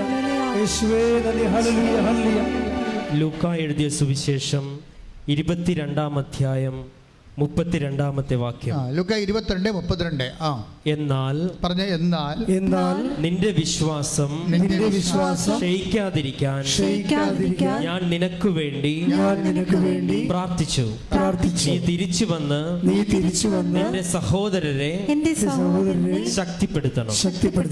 സഹോദരങ്ങളെ ശക്തിപ്പെടുത്തുക, അത് ഒരു വിശ്വാസിയുടെ അടിസ്ഥാനപരമായ ലക്ഷ്യമാണ്. അത് ആരുമാകാം. പ്രയാസത്തിലിരിക്കുന്ന എല്ലാവരും നമ്മുടെ സഹോദരങ്ങളാണ്. ക്രിസ്തുവിൽ നമ്മുടെ പ്രയാസത്തിലിരിക്കുന്ന എല്ലാവരും ക്രിസ്തുവിൽ നമ്മുടെ സഹോദരങ്ങളാണ്. അപ്പോൾ എപ്പോഴും ചെയ്യണത് എന്താണ്? നമ്മളുടെ സങ്കടം. ഇപ്പോൾ ജോബിയാനെ പറയുന്നത് എന്താണ്? ഞാൻ ഉടമ്പടി എടുത്തിട്ട് എൻ്റെ മകന് ഡെങ്കു വന്നല്ലോ, അവന് ഒരു ഫ്രൂട്ട്സ് വാങ്ങിച്ചു കൊടുക്കാൻ പോലും എൻ്റെ കാശിലല്ലോ, എൻ്റെ ഭർത്താവ് നാട്ടിലില്ലല്ലോ, ഞാൻ ഒറ്റക്കാണല്ലോ, എൻ്റെ ഉടമ്പടി എടുത്തിട്ട് എനിക്ക് സങ്കടമാണല്ലോ എന്നാണ് നമുക്കപ്പോൾ ഇതിങ്ങനെ നിരാശ ഇങ്ങനെ കിടക്കുന്ന ആൾ. എന്നിട്ട് കർത്താവ് എന്താ പറയണത്? ഈ നിരാശയിൽ നീ കിടക്കരുത്, ഉടമ്പടി എടുത്ത ആൾ നിരാശ കിടക്കരുത്. എന്താണ്? നീ തിരിച്ചു വരണമെന്ന്. മനസ്സിലായില്ല? പത്രോസിനോട് കർത്താവ് പറയണം, നീ തിരിച്ചു വരണം. അതാണ് ലൂക്ക 22:32. നീ തിരിച്ചു വന്നാൽ മാത്രം പോരാ, എന്തു ചെയ്യണം? നിൻ്റെ സഹോദരനെ ബലപ്പെടുത്തണം. ഒന്ന് പ്രാർത്ഥിച്ചേ. കർത്താവേ, ഉടമ്പടിയുടെ വലിയ സ്വർഗീയ ബലം ആത്മശക്തി എന്നിൽ അഭിഷേകമാകാൻ എൻ്റെ വിശ്വാസം മറ്റുള്ളവരെ ആശ്വസിപ്പിക്കുവാൻ സ്വർഗത്തിന്റെ സുവിശേഷത്തിന്റെ ഉപകരണമാക്കാൻ മറ്റുള്ളവരെ ബലപ്പെടുത്താൻ എന്നെ സുവിശേഷത്തിന്റെ ഉപകരണമാക്കണമേ. സ്തുതിക്കട്ടെ. ഹല്ലേലൂയ, ഹല്ലേലൂയ, ഹല്ലേലൂയ, ഹല്ലേലൂയ, ഹല്ലേലൂയ, ഹല്ലേലൂയ. യേശുവേ നന്ദി. ഹല്ലേലൂയ, ഹല്ലേലൂയ, ഹല്ലേലൂയ, ഹല്ലേലൂയ, ഹല്ലേലൂയ, ഹല്ലേലൂയ. കരങ്ങളടിച്ചോട് പോകാം. ആത്മശക്തിയെ ഇറങ്ങി എന്നിൽ വാ, മഴ പോലെ പെയ്തിറങ്ങി വാ, മഴ പോലെ പെയ്തിറങ്ങി വാ. സ്വർഗീയത്തിയെ ഇറങ്ങി എന്നിൽ വാ, മഴ പോലെ പെയ്തിറങ്ങി വാ, മഴ പോലെ പെയ്തിറങ്ങി വാ. ആത്മനദിയായി എന്നിലിന്നു വാ, ആത്മശക്തിയായി എന്നിലിന്നു വാ, ആത്മനദിയായി എന്നിലിന്നു വാ, ആത്മശക്തിയായി എന്നിലിന്നു വാ. മഴ പോലെ പെയ്തിറങ്ങി വാ, മഴ പോലെ പെയ്തിറങ്ങി വാ, മഴ പോലെ പെയ്തിറങ്ങി വാ, മഴ പോലെ പെയ്തിറങ്ങി വാ. പരിശുദ്ധ പരമ ദിവ്യകാരുണ്യത്തിന് എന്നേരവും ആരാധനയും സ്തുതിയും പുകഴ്ചയും ഉണ്ടായിരിക്കട്ടെ. അപ്പോഴേ ഈ കൊല്ലത്തെ ജോബി ആൻ്റണി ഇവിടെ കൈ പൊങ്ങിക്കഴിഞ്ഞപ്പോഴേ അവർക്ക് മനസ്സിലായി. എന്ത് മനസ്സിലായി? ഉടമ്പടിയിൽ അവർക്ക് ഇടയ്ക്ക് ദുഃഖങ്ങളൊക്കെ ഉണ്ടെങ്കിലും ഉടമ്പടിയിലാണവർ, ദൈവം അവരെ വിട്ട് പോയിട്ടില്ല. അതൊരു അടയാളം കാണിക്കാൻ. അപ്പോൾ നിങ്ങളിതുപോലെ ഈ സാക്ഷികൾക്കൊക്കെ മനസ്സിലാകണം. ഉടമ്പടി എടുത്താലും ചില സമയത്ത് ജീവിതത്തിൻ്റെ ചില സ്വാഭാവികമായ കഷ്ടപ്പാടുകൾ ഉണ്ടാകുമ്പോൾ നിങ്ങളുടനെ മതിമറന്നിട്ട് ഉടമ്പടിയിൽ ഉഴപ്പ് കാണിക്കരുത്. അങ്ങനെയാണ് പല ആൾക്കാർക്കും പണി കിട്ടിയിരിക്കുന്നത്. ദൈവം എപ്പോഴും വിശ്വസ്തനായിരിക്കും. അതായത് ഇപ്പം തിമോത്തി 2 പറയുന്ന പോലെ, ഇപ്പം 2:20 എടുത്ത്, അതായത് നമ്മൾ അവിശ്വസ്തനായിരുന്നാലും ദൈവം വിശ്വസ്തനായിട്ട് തുടരും. ശ്രദ്ധിക്കട്ടെ. ഹല്ലേലൂയ. ഹല്ലേലൂയ ഹല്ലേലൂയ ഹല്ലേലൂയ യേശുവേ നന്ദി. ഹല്ലേലൂയ ഹല്ലേലൂയ ഹല്ലേലൂയ ഹല്ലേലൂയ ഹല്ലേലൂയ ഹല്ലേലൂയ ഹല്ലേലൂയ യേശുവേ സ്തുതി. ഹല്ലേലൂയ ഹല്ലേലൂയ ഹല്ലേലൂയ ഹല്ലേലൂയ ഹല്ലേലൂയ യേശുവേ നന്ദി. ഹല്ലേലൂയ ഹല്ലേലൂയ ഹല്ലേലൂയ ഹല്ലേലൂയ. 2 തിമോത്തി 2-ാം അധ്യായം 13-ാമത്തെ വാക്യം. നാം അവിശ്വസ്തരായിരുന്നാലും പറഞ്ഞേ. നാം അവിശ്വസ്തരായിരുന്നാലും അവൻ വിശ്വസ്തനായിരിക്കും. ഇത് ഉടമ്പടിക്കാരെല്ലാം മനസ്സിലാക്കേണ്ട സംഭവമാണ്. അല്ല ജോബിയാനിയെ പോലെ പെട്ടെന്ന് എന്തെങ്കിലും ഒരു സംഭവം നടക്കുമ്പോൾ തന്നെ ദൈവം എന്നെ കൈവിട്ടെന്നും പറഞ്ഞ് കണ്ണാക്കിടരുത്. ദൈവം സ്റ്റാറ്റസ് കീപ്പ് ചെയ്യും. നമ്മളാണ് ഇത് നമ്മളോട് പറയും, നീ തിരിച്ചു വരാൻ പറയും. ദൈവമല്ല തിരിച്ചു വരേണ്ടത്. ലുക്ക 22:32 എഴുതിയിരിക്കുന്നത് എന്താണ്? ദൈവമല്ല തിരിച്ചു വരേണ്ടത്, പിന്നെന്താണ്? നീ തിരിച്ചു വരണം. നീ തിരിച്ചു വന്നിട്ട് എന്ത് ചെയ്യണം? നീ ബലപ്പെടാൻ വേണ്ടി മറ്റുള്ളവരെ ബലപ്പെടുത്തണം. മനസ്സിലായില്ലേ? ഇപ്പം നിങ്ങൾ ഉടമ്പടിയിൽ ഒരു വീണ് പോയെങ്കിലും നീ ദൈവമല്ല തിരിച്ചു വരണം. ദൈവം അവിടെ വിശ്വസ്തനായിട്ടുണ്ട്. നമ്മൾ തിരിച്ചു വരണം. തിരിച്ചു വന്നിട്ട് എന്ത് ചെയ്യണം? മറ്റുള്ളവരെ ബലപ്പെടുത്തി. തിരിച്ചു വരിക എന്ന് വെച്ചിട്ട് എന്തിനാ? തിരിച്ചു വന്നിട്ട് നമ്മൾ പ്രാർത്ഥിച്ചുകൊണ്ട് ഇരുട്ട് മുറുകിയിരിക്കുകയല്ല. നമ്മളെ ബലപ്പെടാൻ വേണ്ടി മറ്റുള്ളവരെ ബലപ്പെടുത്തണം. അത് ഭയങ്കരമായ ഒരു ഫോർമുലയാണ്.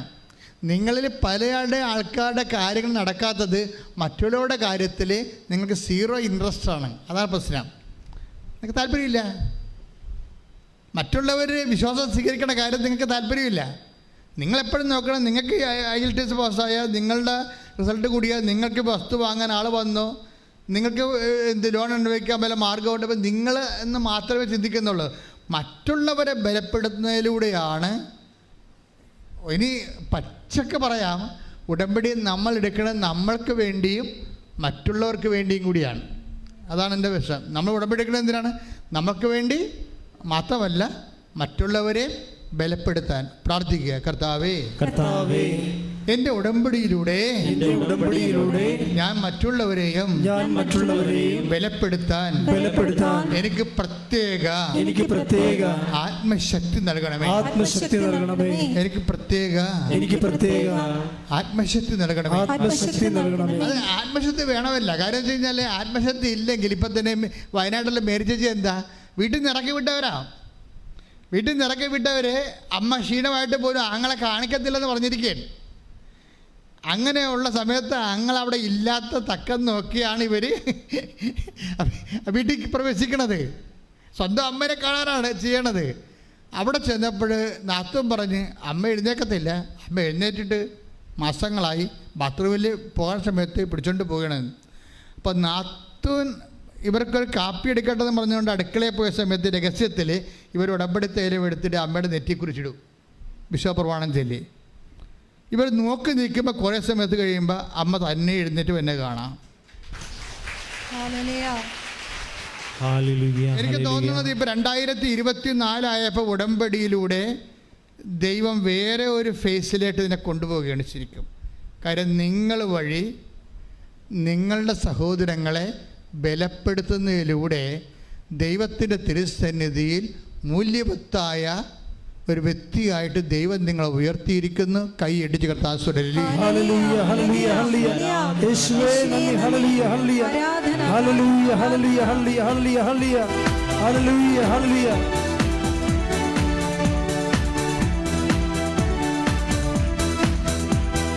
കഴുകനെ പോലെ ചിറകടിച്ചുയരാൻ തളർന്നു പോകാതെ ബലം ധരിച്ചോടുവാൻ. കഴുകനെ പോലെ ചിറകടിച്ചുയരാൻ തളർന്നു പോകാതെ ബലം ധരിച്ചോടുവാൻ. കാത്തിരിക്കുന്നിതാ ഞാനും യഹോവേ, ശക്തിയെ പുതുക്കുവാൻ എൻ്റെ ഉള്ളിൽ വാ. കാത്തിരിക്കുന്നിതാ ഞാനും യഹോവേ, ശക്തിയെ പുതുക്കുവാൻ എൻ്റെ ഉള്ളിൽ വാ. മഴ പോലെ പെയ്തിറങ്ങി വാ, മഴ പോലെ പെയ്തിറങ്ങി വാ, മഴ പോലെ പെയ്തിറങ്ങി വാ, മഴ പോലെ പെയ്തിറങ്ങി വാ. ആത്മശക്തിയെ ഇറങ്ങി എന്നെ വാ, ഇറങ്ങി എന്നെ വാ, മഴ പോലെ പെയ്തിറങ്ങി വാ, മഴ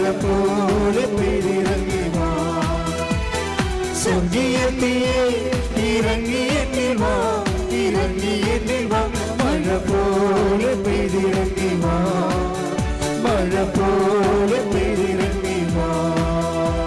പരിശുദ്ധ പരമദിവ്യകാരുണ്യത്തിന് എന്നേരവും ആരാധനയും സ്തുതിയും പുകഴ്ചയും ഉണ്ടായിരിക്കട്ടെ. പിന്നെ വരുന്ന ഇനി നമ്മുടെ ജോബി ആൻ്റണിയുടെ ജീവിതത്തിൽ വരുന്ന സെക്കൻഡ് ഫേസ് എന്ന് വെച്ച് കഴിഞ്ഞാൽ, പെട്ടെന്ന് ഈ ചേട്ടത്തിൻ്റെ കൈ പൊങ്ങിയല്ലോ, അതിനുശേഷം പിന്നെ സംഭവിക്കുന്നത് പെട്ടെന്ന് ഇവർ ആശുപത്രിയിൽ പ്രവേശിപ്പിച്ച ഇവരുടെ മകൻ്റെ ബ്ലഡ് കൗണ്ട് നോർമലാവും. അപ്പോൾ തന്നെ അവൻ അവിടെ നിന്ന് അവനെ ആശുപത്രിയിൽ നിന്ന് ഡിസ്മിസ് ചെയ്യും. അച്ഛാ പെട്ടെന്ന് ഈ സംഭവം ദാറ്റ് മീൻസ് അപ്പോൾ എന്തിനു വേണ്ടിയാണ് ഈ ഡെങ്കു വന്ന് ഈ മകനെ കൊണ്ടുപോയെന്ന് ചോദിച്ചു കഴിഞ്ഞാൽ, ഒന്ന്, നിന്നിൽ നിക്ഷേപിച്ചിരിക്കുന്ന ശക്തി ഉടമ്പടിയിലൂടെ ഞാൻ തിരിച്ചെടുത്തിട്ടില്ല. It is there. നീ തെറ്റിദ്ധരിച്ചിരിക്കുന്നതാണ്, നിനക്കിപ്പോഴും നീ ഉടമ്പടിയിലാണ് എന്ന് പറയാൻ വേണ്ടിയാണ് ഈ ഡെമോൺസ്ട്രേഷൻ വരണത്. ഇതൊരു ഡെമോൺസ്ട്രേഷനാണ്, കവനന്റ് ഡെമോൺസ്ട്രേഷൻ. എന്നിട്ട് അതിനുശേഷം ഇവർ വീട്ടിൽ പോകും. വീട്ടിൽ പോയപ്പോൾ വേറെ കാലാവസ്ഥ വന്ന് മകനെയും കൊണ്ട് വീട്ടിൽ പോയി. മകനെയും കൊണ്ട് വീട്ടിൽ പോയി പിറ്റേ ദിവസം ഇവർക്ക് ഡെങ്കുവായി സംഭവം. അതായത് ഒരു സ്റ്റോറി പോണ പോക്കുണ്ടല്ലേ. അപ്പോൾ ഇവർക്ക് നമുക്കറിയാലോ, നമ്മുടെ ബോഡിയെ തൊട്ട് കഴിഞ്ഞാൽ നമുക്ക് എല്ലാവരുടെ കാര്യവും നമ്മൾ അന്വേഷിക്കുകയും തിരക്കുകയും പറയുകയും ഒക്കെ ചെയ്യും. പക്ഷേ നമ്മുടെ ബോഡിയെ എന്തെങ്കിലും തൊട്ട് കഴിഞ്ഞാൽ പിന്നെ നമ്മൾ ആരുടെ കാര്യവും അന്വേഷിക്കത്തില്ല. ഒരു കൊതുക് പറഞ്ഞാൽ പോലും നമ്മൾ അതിനെ തന്തക്ക് വിളിക്കും. അല്ല, ആൾക്കാർക്ക് പനി കയറി കഴിഞ്ഞാലേ ആൾക്കാരുടെയൊക്കെ സ്വഭാവമല്ല, അടുക്കത്തില്ല. പക്ഷേ എപ്പോഴും നിങ്ങൾ മനസ്സിലാക്കേണ്ടത്, ഏറ്റവും നിങ്ങൾ ഡെലീരിയം കണ്ടീഷനിൽ ഇരിക്കുമ്പോഴാണ് ഏറ്റവും നിങ്ങൾ എംപവർ ആയിരിക്കുന്നത്. അത് എപ്പോഴും നമ്മൾ ശ്രദ്ധിക്കണം. ഏറ്റവും ഡെലീരിയം, അതായത് ഇപ്പോൾ പണ്ട് എനിക്കൊരു അനുഭവം ഉണ്ടായി. ഇപ്പം ഞാനിങ്ങനെ ഒരു പള്ളിയിൽ അസ്തേന്തിയായിട്ടിരിക്കുകയാണ്, അസ്റ്റൻ്റ്. അപ്പം അവിടെ അച്ഛനില്ല, അവിടെ അച്ഛൻ ധ്യാനിക്കാനാവറ്റ പോയിരിക്കുക. അപ്പം ഞാനുണ്ട്, ഇടിമിട്ടി മഴ പെയ്യേ. എനിക്കാണെങ്കിൽ തൊണ്ട വരണ്ടല്ല, ഇങ്ങനെ തൊണ്ട കാർച്ച, തോട്ട്സോറ്, പിന്നെ നെഞ്ച് പറയണ ചുമ, രാത്രി ആകുമ്പോൾ ഉണ്ടാകുന്ന രാപ്പനി, എല്ലാം കൊണ്ട് ഞാൻ ഇരുന്ന് ഛർദ്ദിക്കുകയാണ്. അപ്പോൾ കറണ്ടും പോയി. അപ്പോൾ എല്ലാ വയ്യാവേലികളും ഒരുമിച്ച് വരികയാണ്, കറണ്ടും പോയി. ഞാൻ പുറത്തിരുന്ന് ഛർദ്ദിക്കുന്ന സമയത്താണ് കറണ്ട് പോയത്. ഇനി കണ്ണും കാണാൻ പോലെ അകത്തോട്ട് കയറാൻ, മൊത്തം ബ്ലാക്ക് ഔട്ടാക്കി. ഇടുക്കൂട് കാറ്റാണ്. അപ്പോഴുണ്ട് ഒരു മനുഷ്യൻ വന്ന് രാത്രി വന്ന് മേഴയുടെ വാതിലെ കൊട്ടി. അപ്പം ഞാനിങ്ങനെ ലുങ്കിയൊക്കെ കൊടുത്ത് ബെനിനൊക്കെ ഇട്ടിരുന്ന് ഛർദ്ദിക്കുന്ന രംഗമാണ്. എൻ്റെ യഥാർത്ഥ ഒരു രൂപം കണ്ട ആ മനുഷ്യൻ പെടച്ചതിൽ വിണിച്ചാകും. അപ്പം ഞാൻ മിണ്ടായിരുന്നു. പക്ഷേ ഇയാൾ സമ്മതിക്കണില്ല, ഇയാൾ കൊട്ടിക്കൊണ്ടിരിക്കുകയാണ്. അപ്പോൾ ഞാൻ പറഞ്ഞു, ചേട്ടാ അവിടെ നിൽക്ക്, ഞാൻ ഛർദ്ദിച്ചിരിക്കുകയാണ്, ഇങ്ങോട്ട് ഇപ്പോൾ വരരുത്. അപ്പോൾ പുള്ളി അത് മൈൻഡ് ചെയ്യില്ല. പുള്ളി വന്നു, പക്ഷേ ഇരുട്ടത്ത് തപ്പി പിടിച്ച് പുള്ളി അവിടെ വരുന്ന ആളാണ്. കുറച്ച് കഴിഞ്ഞപ്പോൾ ഞാൻ നിരച്ച് പോയി ബാത്റൂമിൽ പോയി ടബൊക്കെ കയ്യിലൊക്കെ പോയി കഴുകി ലുങ്കിയൊക്കെ മാറി ഉടുപ്പൊക്കെ ഇട്ട് അങ്ങനെ ഇരിക്കുന്ന സമയത്ത് കറണ്ട് വന്നു. ഒരു മെഴുകുതിരിയൊക്കെ കത്തിച്ച് കണ്ട സമയത്ത് പുള്ളി വന്നു. ഞാൻ എന്നെ ഇത്രയും തിരക്കെന്താണെന്ന് ചോദിച്ചു. അപ്പോൾ ഞാനോർത്ത് വല്ല ഈ ആൾക്കാർ ലാസ്റ്റ് സക്രമെൻ്റ് വരത്തില്ല, അപ്പൻ അമ്മയൊക്കെ മരിക്കാൻ പോകണമെങ്കിൽ ഇതുപോലെ വന്ന് തിരക്ക് കൂട്ടും ആൾക്കാർ. കാര്യം സമയമില്ലല്ല, മരിക്കണ കൊണ്ടുപോയി മുമ്പ് കുർബാന കൊടുക്കണ്ടേ. അപ്പം അങ്ങനെ വല്ല കേസുമായതുകൊണ്ട് ഞാൻ വളരെ സംയമനത്തോടെ ഇരിക്കുകയാണ് ഈ മനുഷ്യനോട് സംസാരിക്കണത്. അപ്പോൾ പറഞ്ഞു, എൻ്റെ അച്ഛ, എന്നുവെച്ചാൽ ഞങ്ങൾ 40 പേര് വള്ളത്തിൽ പോയിട്ട് ഇപ്പോൾ 2 ആഴ്ചയായിട്ട് ഒരു കരിനന്ദം പോലും, നന്ദനം എന്ന് പറയാൻ മനസ്സിലാവില്ല നിങ്ങൾക്ക്, മീന്, അത് കരിനന്ദം വെച്ചാൽ കടപ്പുറത്ത് ഒന്നുമില്ലെങ്കിൽ ചെറിയ നന്ദം കിട്ടണ കാലം ഉണ്ടായിരുന്നു, അതും കിട്ടണില്ലെന്ന് പറയും. അപ്പോൾ എല്ലാവരും പട്ടിണിയാണെന്ന് പറയും. അപ്പോഴേ ഒന്നെങ്കിൽ ഞാൻ അവിടെ പോയി വെഞ്ചരിച്ച് കൊടുക്കണം രാത്രി. അവിടെയൊക്കെ ഇരിക്കുമ്പോൾ അങ്ങനെയാണ് എൻ്റെ രീതികൾ. മിക്കവാറും അച്ഛന്മാർ പോകും. അപ്പോൾ ഞാൻ പറഞ്ഞു, ചേട്ടാ എൻ്റെ വശകേടാണ്, ഞാൻ ആരെങ്കിലും നാളെ രാവിലെ കുർബാനയ്ക്ക് ഒരു അച്ഛനെ കിട്ടിയിട്ടേ, നാളെ രാവിലെ കുർബാനയില്ലേ, രാത്രി അവിടെ നിന്ന് പോകണമെന്ന് എനിക്ക് ആഗ്രഹമുണ്ട്, അല്ലെങ്കിൽ ഞാൻ കിടന്ന കിടപ്പ് ശരിയാകത്തില്ല. അപ്പോൾ ഏതെങ്കിലും ഹോസ്പിറ്റലിൽ പോയി അഡ്മിറ്റ് ചെയ്യണമെന്നുണ്ട്. പക്ഷേ അച്ഛനെ വിളിച്ചിട്ട് പണ്ടത്തെ ഈ കറക്കണ ഫോണല്ലേ, കാറ്റുമാണ്, അപ്പോൾ എടുക്കുമ്പോൾ അച്ഛന്മാരെ കിട്ടത്തില്ല. അപ്പോൾ അങ്ങനെ ഒരു അവസ്ഥയിൽ ഞാനിങ്ങനെ ഈ തളർന്ന് ഇതിമേ കുത്തി കറക്കിക്കൊണ്ടിരിക്കുകയാണ്. ഞാൻ ചേട്ടാ ഒരു അച്ഛനെ കിട്ടിയിട്ട് വേണം എനിക്ക് രാത്രി ഇവിടുന്ന് ആശുപത്രിയിൽ പോകാൻ, അതാണ് അവസ്ഥ. അപ്പോൾ അച്ഛൻ എന്നോട് പറഞ്ഞു, അച്ഛ എന്തെങ്കിലും ഒന്ന് വെഞ്ചരിച്ച് തരാൻ പറഞ്ഞു. ഉടനെ ഞാനത് കാശ് അവിടെ മെസ്സേജ് നിന്ന് എടുത്തിട്ട് ഒരു കാശിലും എടുത്തിട്ട് വിശ്വപ്രമാണം ചൊല്ലി ഈ മത്സ്യബന്ധ നിയോഗ പ്രാർത്ഥന, പ്രത്യേക പ്രാർത്ഥനയാണ്, ആ ചൊല്ലിയിട്ട് ചേട്ടന് കൊടുത്ത് ബ്ലസ് ചെയ്ത് വിട്ട്. എന്നിട്ട് എനിക്ക് പിന്നെ ആ ചേട്ടൻ പോയി കഴിഞ്ഞപ്പോൾ തന്നെ എനിക്ക് അച്ഛനെ കിട്ടി. ലോണിൽ മറുപ കണ്ടുന്നൊരു അച്ഛനെ കൊച്ചിയിൽ നിന്ന് കിട്ടി. ഞാൻ അച്ഛനെ ഏൽപ്പിച്ച് വെച്ചാൽ എപ്പോൾ ഞാൻ വരുമെന്നറിയത്തില്ല, എത്ര ദിവസം കിടക്കേണ്ടി വരുമെന്ന് അറിയത്തില്ല. അച്ഛൻ വന്ന് കൃപാന ചൊല്ലി കൊടുക്കണമെന്ന് പറഞ്ഞ് അച്ഛനെ ഏറ്റ് ഞാൻ രാത്രി ഓട്ടോറിക്ഷ എടുത്ത് പോവുകയും ചെയ്തു. ഞാൻ പിന്നെ വന്നെ 2 ആഴ്ച കഴിഞ്ഞിട്ടാണ് കിടന്നു പോയി. 2 ആഴ്ച കഴിഞ്ഞിട്ടാണ് ഞാൻ വരണത്. 2 ആഴ്ച കഴിഞ്ഞിട്ട് വരുമ്പോൾ പിറ്റേ ദിവസം ഈ ചേട്ടൻ വന്നു. അപ്പോൾ ഞാനോടത്ത് കർത്താവേ പഴയ ദുരിതം പറയാൻ വേണ്ടി വരികയാണ്. അപ്പോൾ പുള്ളി ഭയങ്കര ഹാപ്പിയാണ്. ഞാൻ പറഞ്ഞ് അപ്പോൾ ഞാൻ പറഞ്ഞ ചേട്ടാ സന്തോഷമാണ്. ആ സന്തോഷം അന്ന് തന്നെ രക്ഷപ്പെട്ടെന്ന് പറഞ്ഞു. കാര്യം ഈ കാശുരൂപം കൊണ്ട് കെട്ടുകയും പുള്ളി കൊണ്ടുപോയി പിറ്റേ ദിവസം പോയി വങ്കടയെന്നും പറഞ്ഞൊരു വലിയ മത്സ്യമുണ്ട്, അതിൻ്റെ ഒരു കൂട്ടത്തിന് കടലിൽ അടിച്ചത് മൊത്തം അന്നത്തെ 40,000 രൂപ കിട്ടി. 93 ഈ കാലഘട്ടം. ഇപ്പോൾ എത്രയായി? 2000 ഇപ്പം 30 കൊല്ലം ആയില്ലേ? 30 കൊല്ലം മുമ്പ് 40,000 രൂപ കിട്ടിയാൽ അത് വലിയ ഒരു കിട്ടലാണ്. അതിനുശേഷം അവർക്ക് പിന്നെ അരി മുട്ടിയിട്ടില്ല.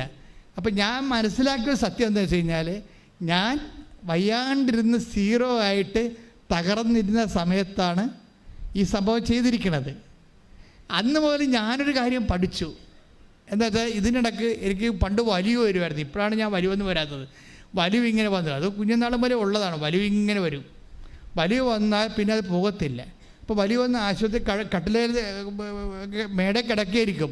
പക്ഷെ കിടന്നാലും ഈ ആൾക്കാർ ഒളിച്ചും പാത്തുമൊക്കെ ഒരു വാതിൽ തുറന്ന് അപ്പം തന്നെ ചാടി അകത്ത് കയറിയിട്ട് അച്ഛ ഭാര്യനെ ആശുപത്രി കൊണ്ടുപോകണമെന്നൊക്കെ പറയും, ഭാര്യയെ പിടിച്ച് പ്രാർത്ഥിക്കാനൊക്കെ പറയും.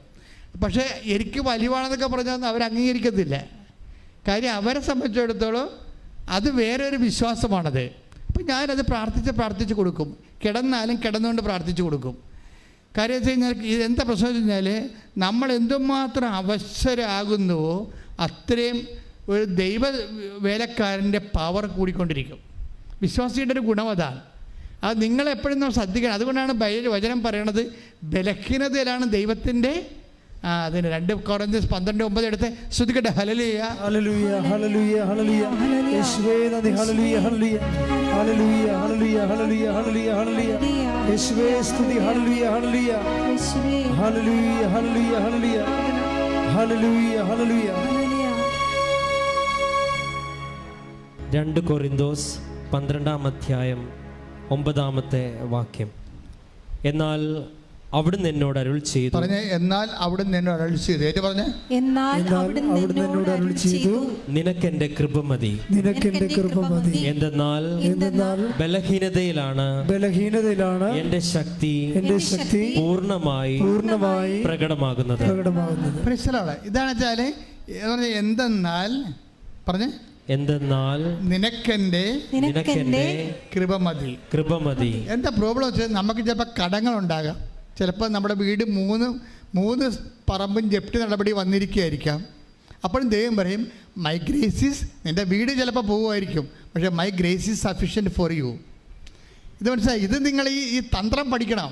ഇതൊരു ഭയങ്കര, അതായത് ചിലപ്പോൾ നിൻ്റെ വീട് പോകുമായിരിക്കും, പക്ഷേ my grace is sufficient for you എന്ന് വെച്ചാൽ നിനക്കെൻ്റെ കൃപ മതിയാവും. കാര്യം ഇത്തരം 10,000 വീടുകൾ തിരിച്ചു തരാൻ കഴിവുള്ളതാണ് ദൈവത്തിൻ്റെ കൃപ.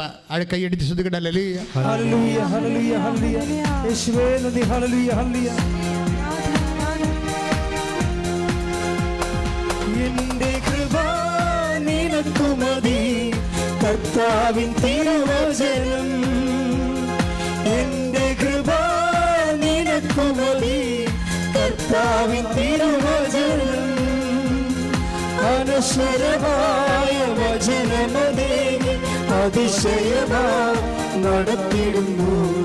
അനശ്വരമായ വചനമതേ അതിശയമായി നടത്തിടുന്നു. കൃപയാലേ കൃപയാലേ കൃപയാൽ അനുദിനവും, കൃപയാലേ കൃപയാലേ കൃപയാൽ അനുദിനവും. പരിശുദ്ധ പരമദിവ്യകാരണത്തിന് ആരാധനയും സ്തുതിയും പുകഴ്ചയും ഉണ്ടായിരിക്കട്ടെ. അതുകൊണ്ട് എൻ്റെ മക്കൾ മനസ്സിലാക്കേണ്ട ഒരു വിഷയമുണ്ട്. നിങ്ങൾ പ്രാർത്ഥിക്കേണ്ട സബ്ജക്റ്റ് ഞാൻ പറഞ്ഞുതരാം.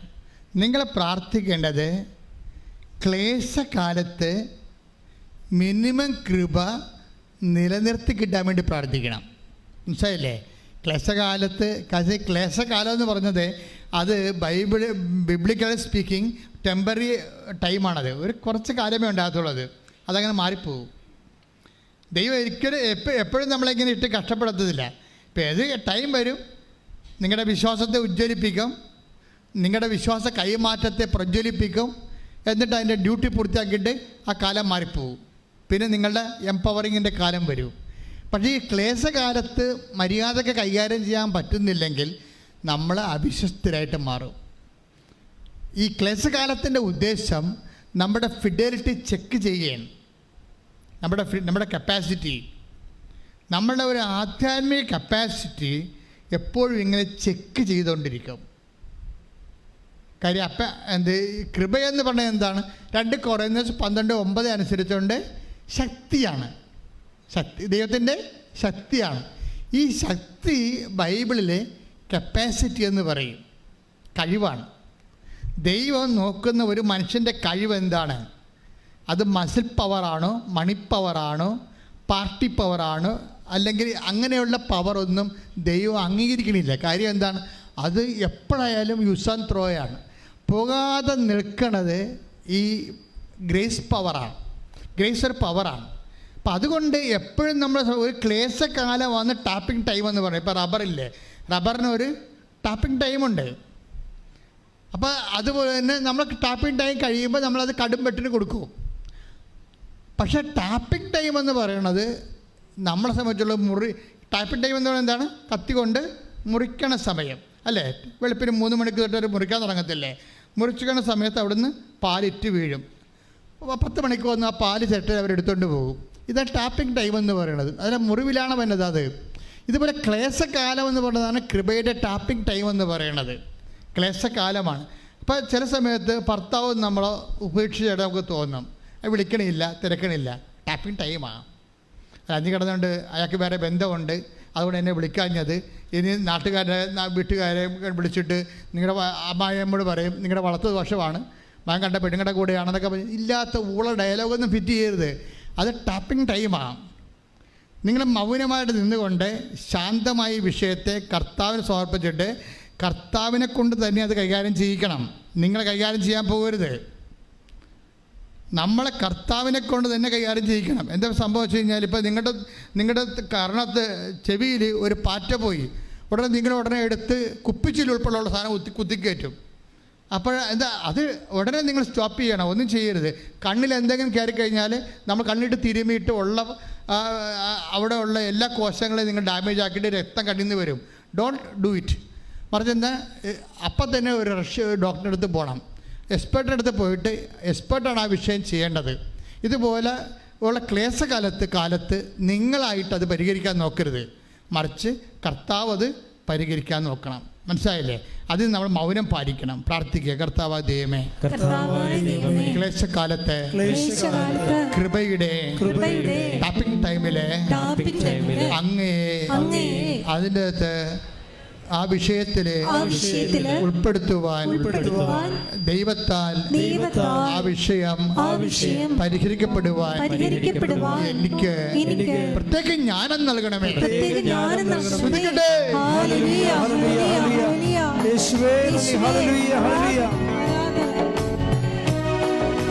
കരങ്ങളടിച്ചുകൊണ്ട് പാടാം. ക്ലേശകാലത്ത്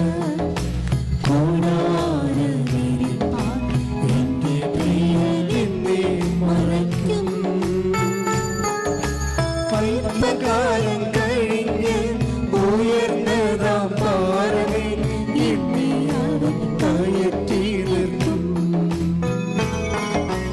അല്പകാലം കഴിഞ്ഞ് ഉയർന്നതാം പാറമേ എന്നെ അവൻ കയറ്റി നിർത്തും.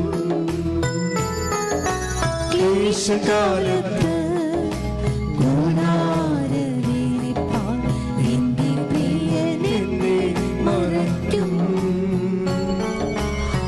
അല്പകാലം കഴിഞ്ഞ് ഉയർന്നതാം പാറമേ എന്നെ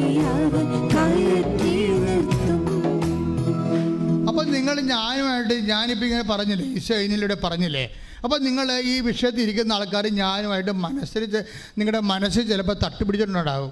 പിന്നെ അച്ഛൻ പറഞ്ഞ ശരിയാണ്, പക്ഷേ ഞാനിങ്ങനെ കുറേ കാര്യമൊക്കെ ചെയ്തതാണ്, ഇപ്പോഴും ഞാൻ അധോഗതിയിലാണെന്ന് നിങ്ങൾ പറയും.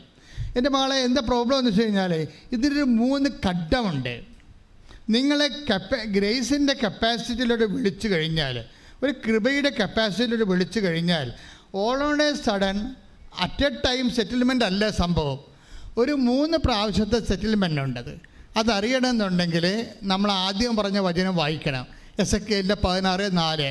അതായത് അതിൽ ഇതാണ്: ഒരു കുഞ്ഞ് പെറ്റ് ചോര പുരണ്ട് പൊക്കിൾക്കൊടി മുറിക്കാൻ പോലും ആരും ഇല്ലാതെ, ഉപ്പ് പെരട്ടാൻ ആരുമില്ല. ഉപ്പ് പെരട്ടാനത്ത് നമുക്ക് മനസ്സിലാകത്തില്ല, ബൈബിൾ ലാംഗ്വേജാണത്.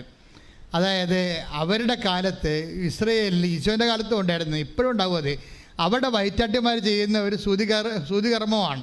എന്ന് വെച്ചാൽ ഉപ്പെടുത്തിട്ട് അവർ പൊക്കിൾക്കൊടി മുറിച്ചിട്ട് വയറ് മുഴുവനും ഇത് പെരട്ടും. ഇത് എന്തിനാണ് പെരട്ടണത്? ഈ കുഞ്ഞിൻ്റെ ഉള്ളിൽ ബോഡിയിൽ കുറേ വെള്ളം ഉണ്ടാകത്തില്ല, എക്സ്ട്രാ വെള്ളം, ആവശ്യമില്ലാത്ത വെള്ളമില്ലേ, ആ വെള്ളമെല്ലാം പുറത്തേക്ക് കളയാൻ വേണ്ടി പൊക്കിൾക്കൊടി മുറിച്ചിട്ട് അവർ ഉപ്പ് പെരട്ടും. എന്തുപ്പാണ് പെരട്ടണത്?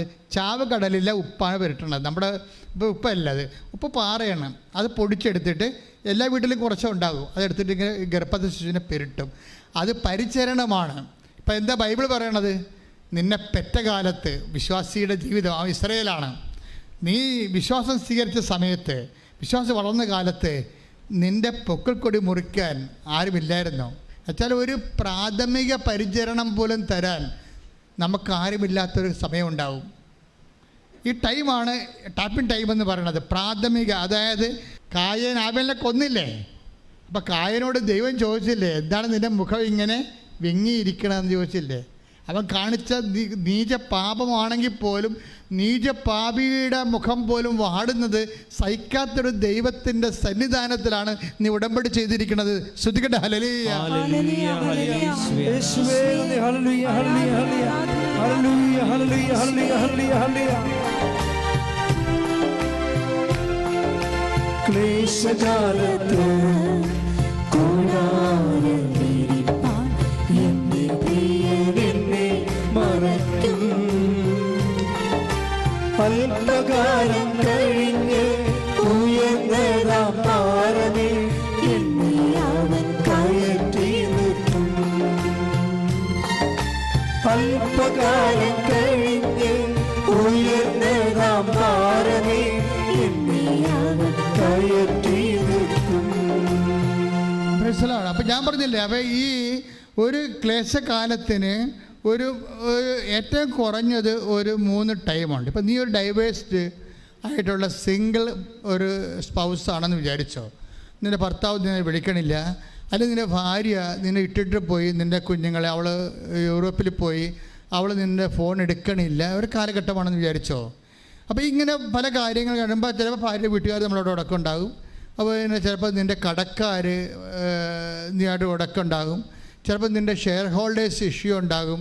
എൻ്റെ മക്കളെ, എൻ്റെ ദൈവവേദന, ഇങ്ങനെ ഉള്ള ഓരോ കാലഘട്ടത്തിലും നീ ഇപ്പം തന്നെ ഈ ജോബി ആൻ്റണി എന്താ, അവളുടെ മകൻ സുഖപ്പെട്ട് വീട്ടിൽ വന്നപ്പോൾ നമ്മൾ ഓർത്ത് തീർന്ന്, അവളുടെ കൂടെ കർത്താവ് പ്രവർത്തിച്ചല്ലോ.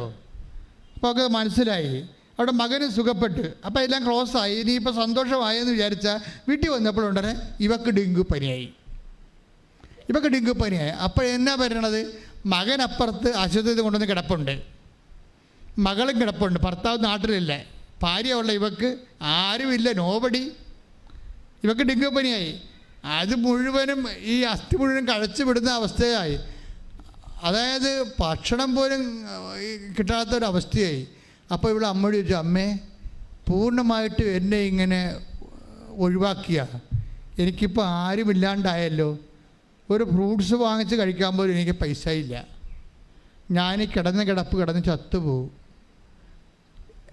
പക്ഷേ എന്താ നമ്മൾ ഉടമ്പടി എടുക്കുമ്പോഴുള്ള ഗുണമെന്ന് പറഞ്ഞാൽ, ഇങ്ങനെ കിടപ്പ് ചത്തുപോകുമെന്ന് പറയാൻ നമുക്കൊരാളുണ്ട്. പ്രീഡില്ലേ, നമ്മളെ ഇതുപോലെ പണ്ട് നമുക്ക് സംസാരിക്കാൻ പറ്റത്തില്ലായിരുന്നു, ആരുമില്ലല്ലോ സംസാരിക്കാൻ ഉറപ്പായിട്ട്. ഇന്നിപ്പോൾ ഉടമ്പടി എടുത്തു കഴിഞ്ഞപ്പോൾ അധികാരപൂർവ്വം അവകാശപൂർവ്വം അവർ സംസാരിക്കാൻ അവർക്ക് ആളുണ്ട്. രാത്രി അമ്മേ എൻ്റെ അവസ്ഥ കണ്ടില്ലേ എന്ന് ചോദിച്ച് ഞാൻ ഇങ്ങനെ കിടന്ന് തീരുകയാണെന്ന് പറഞ്ഞില്ല. രാവിലെ എഴുന്നേറ്റ് ഇവൾ കൂടായിട്ട് ജോലി ചെയ്യുകയാണ്.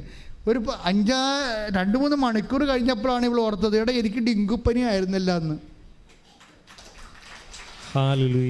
ആ രാത്രി ആ സംഭവം എടുത്ത് അമ്മ മാറ്റി, ആ രാത്രി തന്നെ.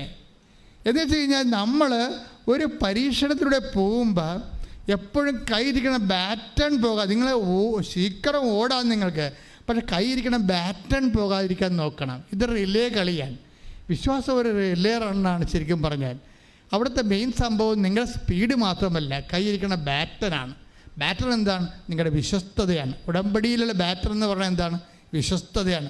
വിശ്വസ്തത തെറിപ്പിച്ച് കളയുന്ന രീതിയിലുള്ള പല അനുഭവങ്ങളും ദൈവം നമുക്ക് മനഃപൂർവ്വം തരുന്നത് യു ആർ ഇൻ ടെസ്റ്റിംഗ് ടൈമാണ്.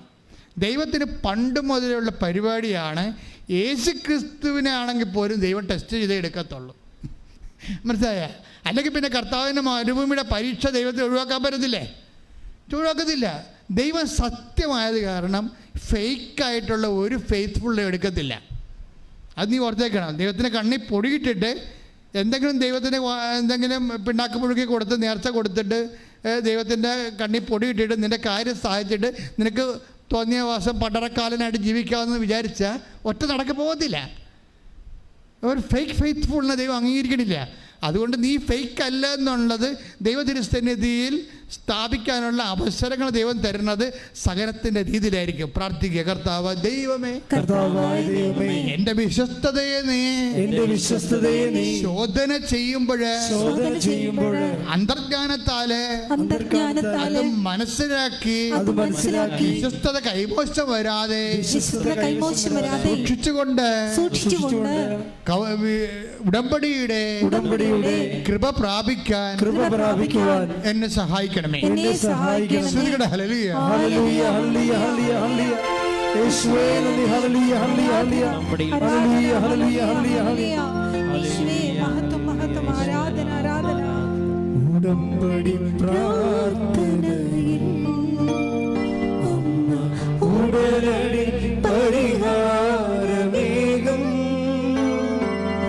ഉടമ്പടി പ്രാർത്ഥനയിൽ അമ്മ ഉടനടി പരിഹാരമേകും. അവൻ പറയുന്നതും ചെയ്തിടുകിൽ ജീവിതം ധന്യമായി തീർന്നിടും. ഈ ജോബി ആൻ്റണിയെ അന്തർജ്ഞാനം എന്ന് ഞാൻ പറഞ്ഞില്ല, ആന്തരികമായ ജ്ഞാനം, ദൈവത്തിൻ്റെ അറിവ് കടന്നു വരുന്ന ഒരു മേഖലയാണ്. ഓരോരോ സമയത്തും എന്താണ് ചെയ്യേണ്ടതെന്ന് ദൈവം ഇങ്ങനെ മുഖത്ത് നോക്കി ഉപദേശിച്ചുകൊണ്ടിരിക്കും. അതുകൊണ്ടാണ് ഇവളോട് പറഞ്ഞത്, ഇവളിങ്ങനെ രാത്രി ഡെങ്കു വന്ന് ഡെലീരിയമായി കിടക്കുമ്പോൾ പറയും, അമ്മേ ഇപ്പം എല്ലാവരും കിടപ്പായിപ്പോയി, ഞാനും കിടപ്പായി, എനിക്ക് ഒരു വാപ്പിള പോലും മേടിച്ചു തരാൻ കാശുമില്ല, പോയി വാങ്ങിത്തരാൻ ആളുമില്ല, ഞാനിങ്ങനെ കിടന്ന് തരും, അമ്മ എന്താണ് പറയണത്?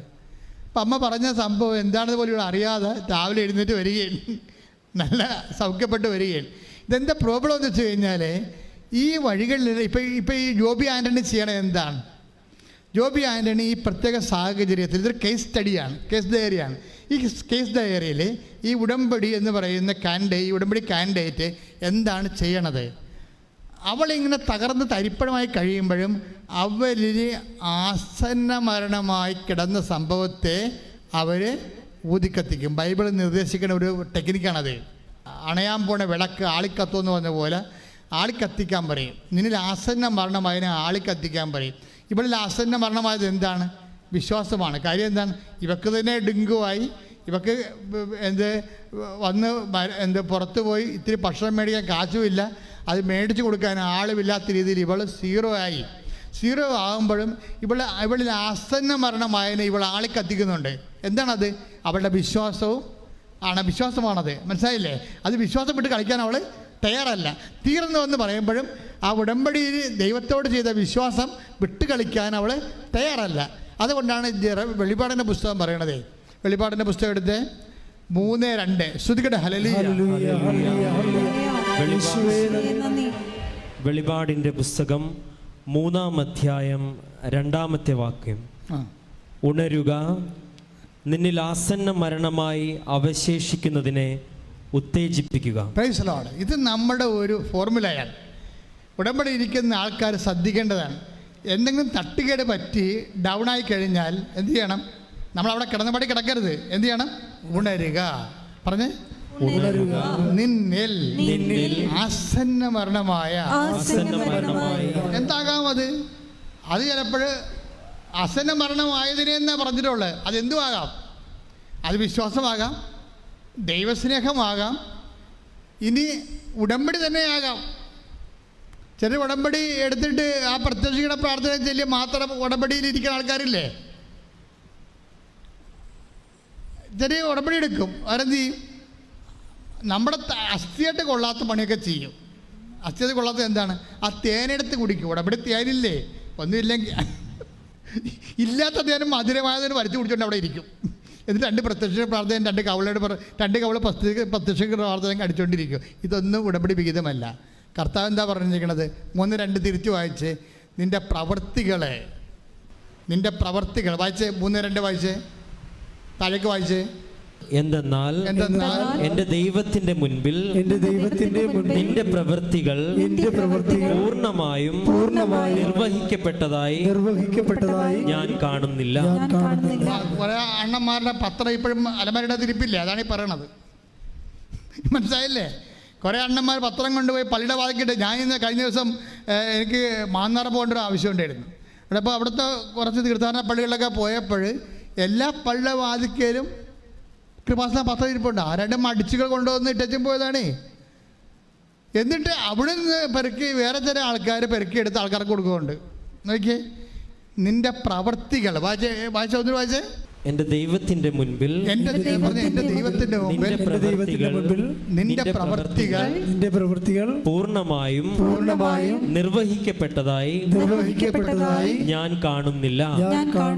ദൈവം നോക്കണ കാര്യമാണ്, അല്ലാതെ കാണുന്നില്ല എന്ന് പറഞ്ഞ കാര്യം എന്താ? ദൈവം നിങ്ങളുടെ പ്രവൃത്തികളെ നോക്കുന്നുണ്ടെന്ന് അതിൻ്റെ അർത്ഥം. അത് പൂർണ്ണമായും നിർവഹിച്ച് കാണുവേ. വല്ലതൊക്കെ ചിലക്ക് ദൈവത്തിൻ്റെ കണ്ണിൽ പോയിടാൻ വേണ്ടി എന്തെങ്കിലുമൊക്കെ ചെയ്ത് കാണും. പൂർണ്ണമെന്ന ദൈവം പറഞ്ഞിരിക്കണത്. എന്താ പറയണത്? ദൈവത്തിൻ്റെ മുമ്പിൽ ദൈവത്തിൻ്റെ മുമ്പിൽ നിന്റെ പ്രവൃത്തികൾ പൂർണ്ണമായും നിർവഹിക്കപ്പെട്ടതായി ഞാൻ കാണുന്നില്ല. ഉടമ്പടി പുതുക്കാൻ വന്നവർ ഇത് കൃത്യമായിട്ട് കേൾക്കണം. ഇത് ഉടമ്പടി പുതുക്കാൻ വേണ്ടി വന്നിരിക്കുന്ന 90% ആൾക്കാരോട് ദൈവം പറഞ്ഞ ഇതാണ്. എന്താണ്? ദൈവത്തിൻ്റെ മുമ്പിലെ നിന്റെ പ്രവൃത്തികൾ പൂർണ്ണമായി നിർവഹിക്കപ്പെട്ടതായി ഞാൻ കാണുന്നില്ല. കാണുന്നില്ലെന്ന് പറഞ്ഞതിൻ്റെ അർത്ഥം എന്താണ്? ഞാനത് നോക്കിക്കൊണ്ടിരിക്കുകയാണ് എന്നതിൻ്റെ അർത്ഥം. നിന്റെ പ്രവൃത്തികളെ ഞാൻ നോക്കിക്കൊണ്ടിരിക്കുകയാണ്.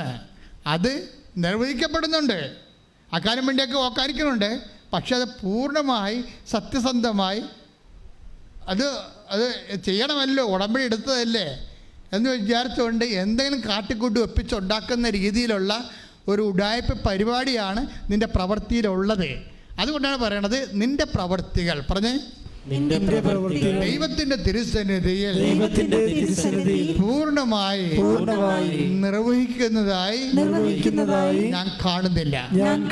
കർത്താവേ, പ്രവൃത്തികളെ അങ്ങയുടെ തിരുസന്നിധിയിൽ പൂർണ്ണമായി നിർവഹിക്കാൻ എനിക്ക് പ്രത്യേക അഭിഷേകം നൽകണം. ശ്രുതികടെ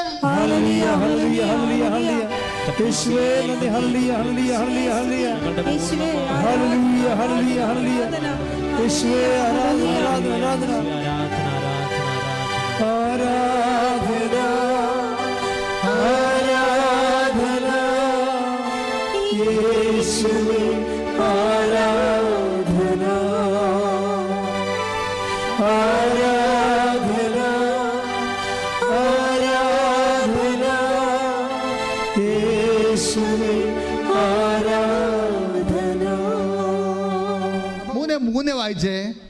അതുകൊണ്ട് നീ സ്വീകരിച്ചതും കേട്ടതും എന്തെന്നനുസ്മരിച്ച് അത് കാത്തു സൂക്ഷിക്കുകയും അനുദപിക്കുകയും ചെയ്യുക. ഒരു വീഴ്ച വന്നു പോയാൽ ഇപ്പം നിങ്ങളുടെ ഒരു കാര്യം, ഉടമ്പടി വെച്ച കാര്യം നടക്കുന്നില്ല എന്ന് കണ്ടാൽ, അതിന് ഘടകവിരുദ്ധമായതാ നടക്കുന്നതെന്ന് കണ്ടാൽ എന്താ ചെയ്യണത്? വെളിപാട് 3:3 വർക്കൗട്ട് ചെയ്യേണ്ടത്. ഒന്നിനു വായിച്ചേ. അതുകൊണ്ട് നീ സ്വീകരിച്ചതും ഉടമ്പടിയാണ്. നീ സ്വീകരിച്ചത് എന്താ? അത് ഉടമ്പടിയാണ്.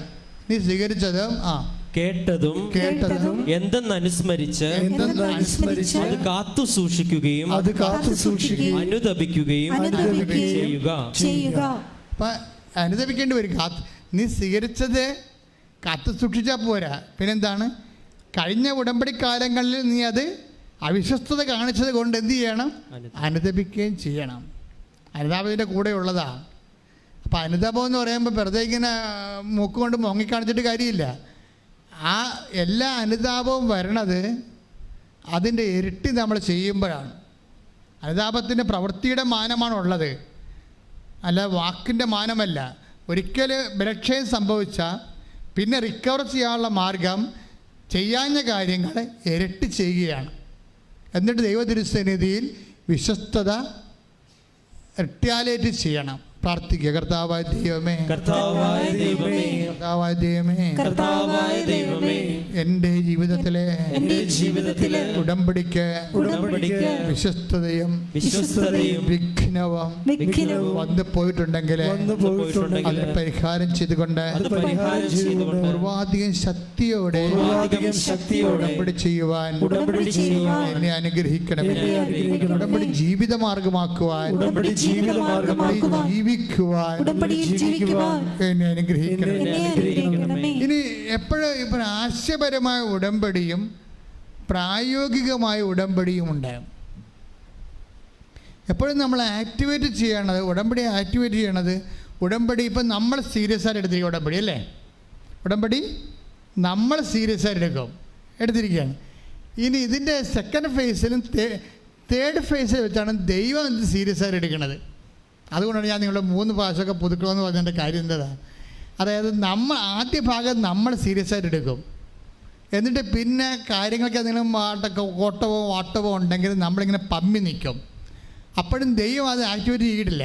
ദൈവം 3-ാമത്തെ സെക്ഷനിലാണ് ദൈവം ഉടമ്പടി സീരിയസ് ആയിട്ട് എടുക്കുന്നത്. എന്താ കാര്യം വെച്ച് കഴിഞ്ഞാൽ അത് ഈ എസെക്കിയേൽ വായിച്ചാൽ മനസ്സിലാവും. നിങ്ങൾ എസെക്കിയേലിൻ്റെ 16:8 വായിച്ച് ശ്രദ്ധിക്കട്ടെ. ഹല്ലേലൂയ, ഹല്ലേലൂയ, ഹല്ലേലൂയ, ഹല്ലേലൂയ. യേശുവേ നന്ദി. ഹല്ലേലൂയ, ഹല്ലേലൂയ. എസെക്കിയേൽ 16-ാം അധ്യായം 8-ാമത്തെ വാക്യം. എസെക്കിയേൽ 16-ാം അധ്യായം 8-ാം വാക്യം. ഞാൻ വീണ്ടും നിന്റെ അടുക്കലൂടെ കടന്നു പോയപ്പോൾ നിന്നെ നോക്കി. വീണ്ടും നോക്കുകയാണ്. കണ്ടാ, കാണുന്നില്ലെന്ന് പറഞ്ഞ ദൈവമാണ്. നിന്റെ പ്രവർത്തികൾ പൂർണ്ണമായി നിർവഹിക്കപ്പെട്ടതായിട്ട് കാണുന്നില്ലെന്ന് പറഞ്ഞ ദൈവമാണ് പിന്നെ നിന്നെ നോക്കിയെന്ന് പറയണത്. ഇതെന്ത് സംഭവം എന്ന് വെച്ച് കഴിഞ്ഞാൽ ഇത് 3-ാം പ്രാവശ്യമാണ് കടന്നു പോണത്. 3-ാമത്തെ ഉടമ്പടി സമയമാണിത്. കാര്യം ഉടമ്പടി ദൈവം സ്ഥിരീകരിക്കാൻ പോകുന്ന ഘട്ടമാണ്. അതിനുള്ളിൽ നിങ്ങൾ വിശ്വസ്തത കറക്റ്റ് ചെയ്യണം. എന്താ പ്രശ്നം വെച്ച് കഴിഞ്ഞാൽ ആദ്യ പ്രാവശ്യം കടന്നു പോയപ്പോൾ ദൈവം കണ്ടത് എന്താണ്? നിൻ്റെ പൊക്കിൾക്കൊടി മുറിച്ചിട്ടില്ല, ഉപ്പാരും പെരട്ടിയിട്ടില്ല. അപ്പോൾ ദൈവം പറയുന്നൊരു വാക്കുണ്ട്. ഭാഷേൻ്റെ തന്നെ 16:4 എടുത്ത്. നീ ജനിച്ച ദിവസം, നീ ജനിച്ച ദിവസം നിന്റെ പൊക്കിൾ കൊടി മുറിച്ചിരുന്നില്ല, നിന്നെ കുളിപ്പിച്ച് ശുദ്ധി വരുത്തിയില്ല, ദേഹത്ത് ഉപ്പ് പുരട്ടുകയോ വെള്ളക്കച്ചയിൽ പൊതിയുകയോ ചെയ്തിരുന്നില്ല. ഇവയിലൊന്നെങ്കിലും ചെയ്യാൻ ആർക്കും ദയ തോന്നിയില്ല. സിറ്റുവേഷൻ ആർക്കും നമ്മളോട് ദയ തോന്നാത്തൊരു കാലം. നിന്നെ കുളിപ്പിച്ചില്ല, പൊക്കിൾക്കൊടി മുറിച്ചിരുന്നില്ല, നിന്നെ ഉപ്പ് പെരട്ടിയിരുന്നില്ല, നീ അബാൻഡൻ ചെയ്തിരിക്കണം വിജനപ്രദേശത്ത്. ആരും സഹായിക്കാനില്ലാതെ വരത്തില്ല നമുക്ക്. ഞാൻ മുമ്പ് പറഞ്ഞ പോലെ നമ്മുടെ ഫോൺ പോലും എടുക്കാത്ത സമയമില്ലേ? അതാണ് ഈ ഒരു ടൈം ദൈവം നമ്മുടെ മുമ്പിൽ കൂടെ കടന്നു പോവുകയാണ്. ആ സമയത്ത് നമ്മൾ ഉടമ്പടി എടുക്കണത് നമ്മളെടുക്കണത്. പക്ഷേ ദൈവം അപ്പോഴും അത് സ്ഥിരീകരിക്കണമെങ്കിൽ കുറച്ച് ടൈം എടുക്കും. കടന്നു പോകുമ്പോൾ ദൈവം പറഞ്ഞൊരു വാക്കുണ്ട്. എന്താ ദൈവം പറഞ്ഞിരിക്കണേ? ഞാൻ നിന്റെ അടുക്കലൂടെ ഞാൻ നിന്റെ അടുക്കലൂടെ കടന്നു പോയപ്പോൾ ഈ സിറ്റുവേഷനിലെ പൊക്കിൾക്കൊടി മുറിക്കാത്ത ആളില്ലാത്തപ്പോൾ, ഉപ്പ് പുരട്ടാൻ ആളില്ലാത്തപ്പോൾ, പിള്ളക്കച്ച പൊതിയാക്കാൻ ആളില്ലാത്തപ്പോൾ ഈ സിറ്റുവേഷനിൽ നിനക്ക് ആരുമില്ലാത്തപ്പോൾ ഞാൻ നിൻ്റെ അടുത്തുകൂടി കടന്നുപോയി. നീ ചോരയിൽ കിടന്ന് ഉരുളുന്നത് കണ്ട് നിന്നോട് പറഞ്ഞു ജീവിക്കുക, വയലിലെ ചെടി പോലെ വളരുക. വല്ലാത്തൊരു ആശീർവാദമാണ്. അതായത് ദൈവം നമുക്ക് ആദ്യകാലങ്ങൾ നൽകുന്നത് ഈ ആശീർവാദമാണ്. സർവൈവ് ചെയ്യാൻ പറയും. ഞാൻ നിൻ്റെ പരിസരത്ത് തന്നെ ഉണ്ട്, നിന്നെ കഴുകാൻ കൊത്തിക്കൊണ്ട് പോകാതിരിക്കാൻ വേണ്ടി ഞാൻ നോക്കിക്കൊള്ളാം, പക്ഷെ നീ തന്നെ സർവൈവ് ചെയ്ത് വരണം. എങ്ങനെ സർവൈവ് ചെയ്ത് വരണം? ആസന്നമായതിനെ നീ നിൻ്റെ ഉള്ളിൽ അവശേഷിക്കുന്നതിനെ നീ ഉജ്ജീവിപ്പിക്കണം. വെളിപാട് 3:2 അനുസരിച്ച് കൊണ്ട് നീ ആസന്ന, നീ തന്നെ സർവൈവ് ചെയ്യണം. എപ്പോഴും ദൈവം നമുക്ക് എപ്പോഴും നമ്മൾ ശ്രദ്ധിക്കണം. എന്തെങ്കിലും സംഭവിച്ച് നമുക്ക് ഈടർവായി കഴിഞ്ഞാൽ, അപ്പോൾ നിങ്ങളുടനെ പള്ളിപ്പോക്ക് മുടക്കി, കുടുംബ പ്രാർത്ഥന മുടക്കി, എല്ലാം മുടക്കി, എന്തോന്ന് ഉടമ്പടി എന്നൊക്കെ പറഞ്ഞുകൊണ്ടിരിക്കും. ഇരിക്കണം അങ്ങനെ കട ഇരുന്ന് മുടിഞ്ഞു പോകുകയുള്ളൂ. പക്ഷേ പ്രശ്നം വെച്ച് കഴിഞ്ഞാൽ ദൈവം എന്താ പറയണത്? നിന്നിൽ ഞാൻ കടന്നു പോവുകയാണ്, ഞാൻ നിന്നെ ബ്ലെസ് ചെയ്തിട്ടുണ്ട്, നീ നഷ്ടപ്പെട്ടു പോകാതിരിക്കാൻ വേണ്ടി ഞാൻ നിനക്ക് കാവലുണ്ട്. പക്ഷെ നീ എന്ത് ചെയ്യണം? നിന്നിൽ ആസന്ന മരണമായിരിക്കുന്നതിനെ വിശ്വസ്തതയാകാം, വിശ്വാസമാകാം, ഉടമ്പടി പ്രവർത്തികളാകാം, അതെന്ത് ചെയ്യണം? അത് നീ തന്നെ സ്വന്തമായിട്ട് സെൽഫ് സർവൈവ് ചെയ്യണമെന്നാണ്. മനസ്സിലായില്ല? ആരും കൊണ്ടുവന്ന് ചോറ് ഉരുള വായി വെച്ച് തരത്തിലെന്നാണ് പറയണത്. നീ തന്നെ അത് ചെയ്യണം. It is our risk. അതെപ്പോഴും നമ്മൾ ശ്രദ്ധിക്കണം. എന്താണ്? നീ തന്നെ അത് സർവൈവ് ചെയ്യണം. അതായത് ദൈവത്തിൻ്റെ ഒരു ബ്ലെസ്സിങ് നിനക്ക് തരും. ആ സംരക്ഷണത്തിൻ്റെ ഒരു ബ്ലെസ്സിങ്ങാണ്. ദൈവം എന്താ പറയണത്? വളരുക. ദൈവം വളരാൻ പറഞ്ഞാൽ പിന്നെ ആർക്കും തളർത്താൻ പറ്റത്തില്ല. അതാണ് പ്രശ്നം. ദൈവത്തിൻ്റെ ആശീർവാദത്തിൻ്റെ ഗുണവതാണ്. വളരുക എന്ന് പറഞ്ഞാൽ പിന്നെ ആർക്കും നമ്മളെ തളർത്താൻ പറ്റത്തില്ല. വളരുക എന്താണ്? വയലിലെ ചെടി പോലെ വളരാൻ. ജീവിക്കുക. വയലിലെ ചെടിയാണ്. വയലിലെ ചെടി തന്നെ ആർക്കും കൊണ്ട് മരുന്നടിച്ച് കൊടുക്കത്തില്ല, ആരും കൊണ്ടുപോയി വളമിട്ട് കൊടുക്കത്തില്ല, ആരും അതിൻ്റെ ചുറ്റുവട്ടത്തിൽ വെള്ളം ഒഴിച്ചു കൊടുക്കത്തില്ല. ഒരു പരിചരണവുമില്ല. ആദ്യം ഒരു പരിചരണമില്ല, ബന്ധുക്കളില്ല, സ്വന്തപ്പെട്ടവരില്ല. അവിടെ നല്ല വാക്കുകളില്ലാതെ നീ വളരണം ദൈവം ആഗ്രഹിക്കുന്നു. എന്താണ്? അത് ദൈവത്തിൻ്റെ പൈതലായി നിരൂപപ്പെട്ടു വരുന്നതിൻ്റെ സൂചനയാണ്. കൈയടിച്ച് ശ്രദ്ധിക്കട്ടെ.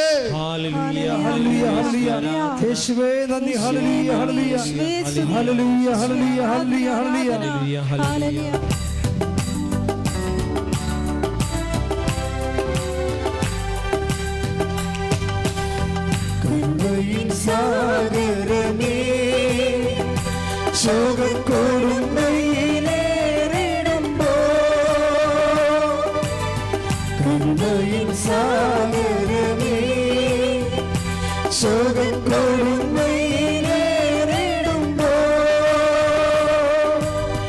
മേഘത്തിൻ തണലോടെ എന്നെ സാന്ത്വനമായി നടന്നോ,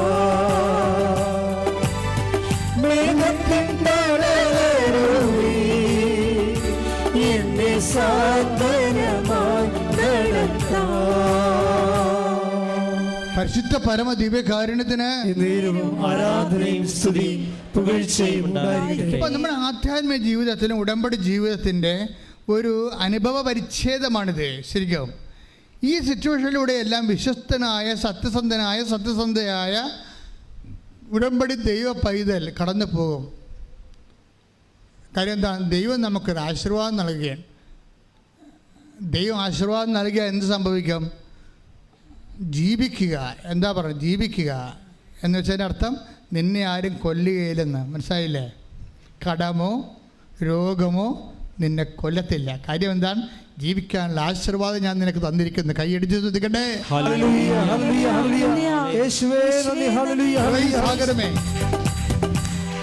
ശ്രദ്ധിക്കട്ടെ. ഹല്ലേലൂയ ഹല്ലേലൂയ ഹല്ലേലൂയ യേശുവേ ഹല്ലേലൂയ ഹല്ലേലൂയ ഹല്ലേലൂയ ഹല്ലേലൂയ ഹല്ലേലൂയ ഹല്ലേലൂയ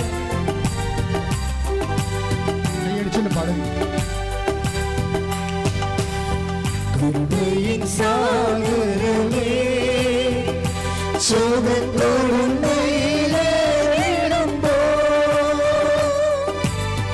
കരുണയിൻ സാഗരമേ ശോകക്കൊടുമ്പയിലേറിടുമ്പോ,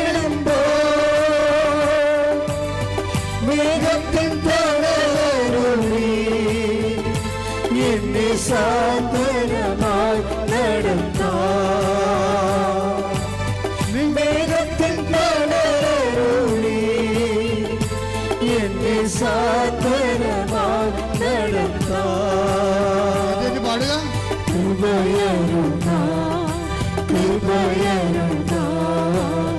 അളവന്നി പകർന്നിടുക ഈ ഭൂമിയിൻ യാത്രയിൽ ദൈവകൃപയരുക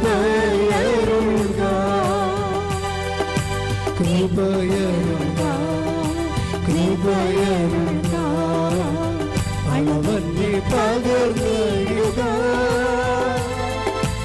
ഈ ഭൂമിയിൻ യാത്രയിൽ ദൈവകൃപയരുക.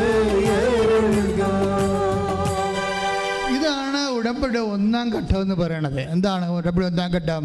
എസ്.കെ 16:4 എന്താണ്? ജീവിക്കുക. കടമായാലും രോഗമായാലും ജീവിക്കുക. എന്താണ്? വയലിലെ ചെടി പോലെ വളരുക.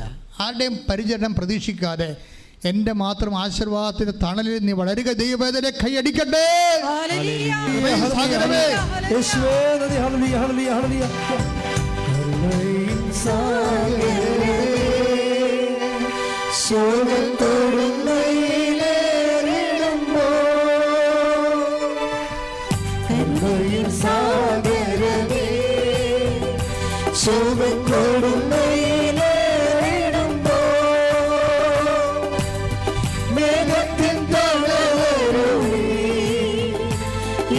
സാന്ത്വനമായി നടത്താൻ മേഘത്തിൻ തണലരുളി എന്നെ സാന്ത്വനമായി നടത്താൻ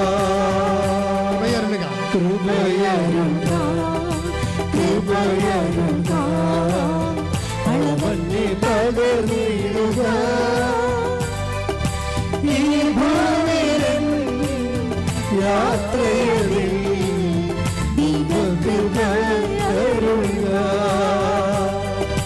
ഈ ഭൂമിയിൻ യാത്രയിൽ ദൈവകൃപയരുക. ഈ പാട്ടിലൊരു അഭിഷേകം ഇരിപ്പുണ്ടേ. അപ്പം അതുകൊണ്ട് ഈ പാട്ട് തന്നെ നമ്മൾ കണ്ടിന്യൂ ആയിട്ട് ഇതെല്ലാം പാടുകയാണ്. അപ്പം അതുകൊണ്ട് ഈ വചനത്തിൻ്റെ ശ്രദ്ധയിൽ നിങ്ങൾ പ്രാർത്ഥിക്കുമ്പോൾ ആന്തരിക അഭിഷേകത്തിന് വേണ്ടി പ്രത്യേകം പ്രാർത്ഥിക്കേണ്ടതാണ്. ഇപ്പം നമ്മുടെ വിഷയം എന്താണ്? ദൈവം ജീവിക്കുക എന്ന് പറഞ്ഞിട്ടുണ്ട്. അതിൻ്റെ അർത്ഥം എന്താണ്? നിന്നെ ആരും കൊല്ലത്തില്ല, കടമായാലും ജപ്തിയായാലും നീ നശിക്കത്തില്ല. കൈയടിച്ച് ശ്രദ്ധിക്കട്ടെ.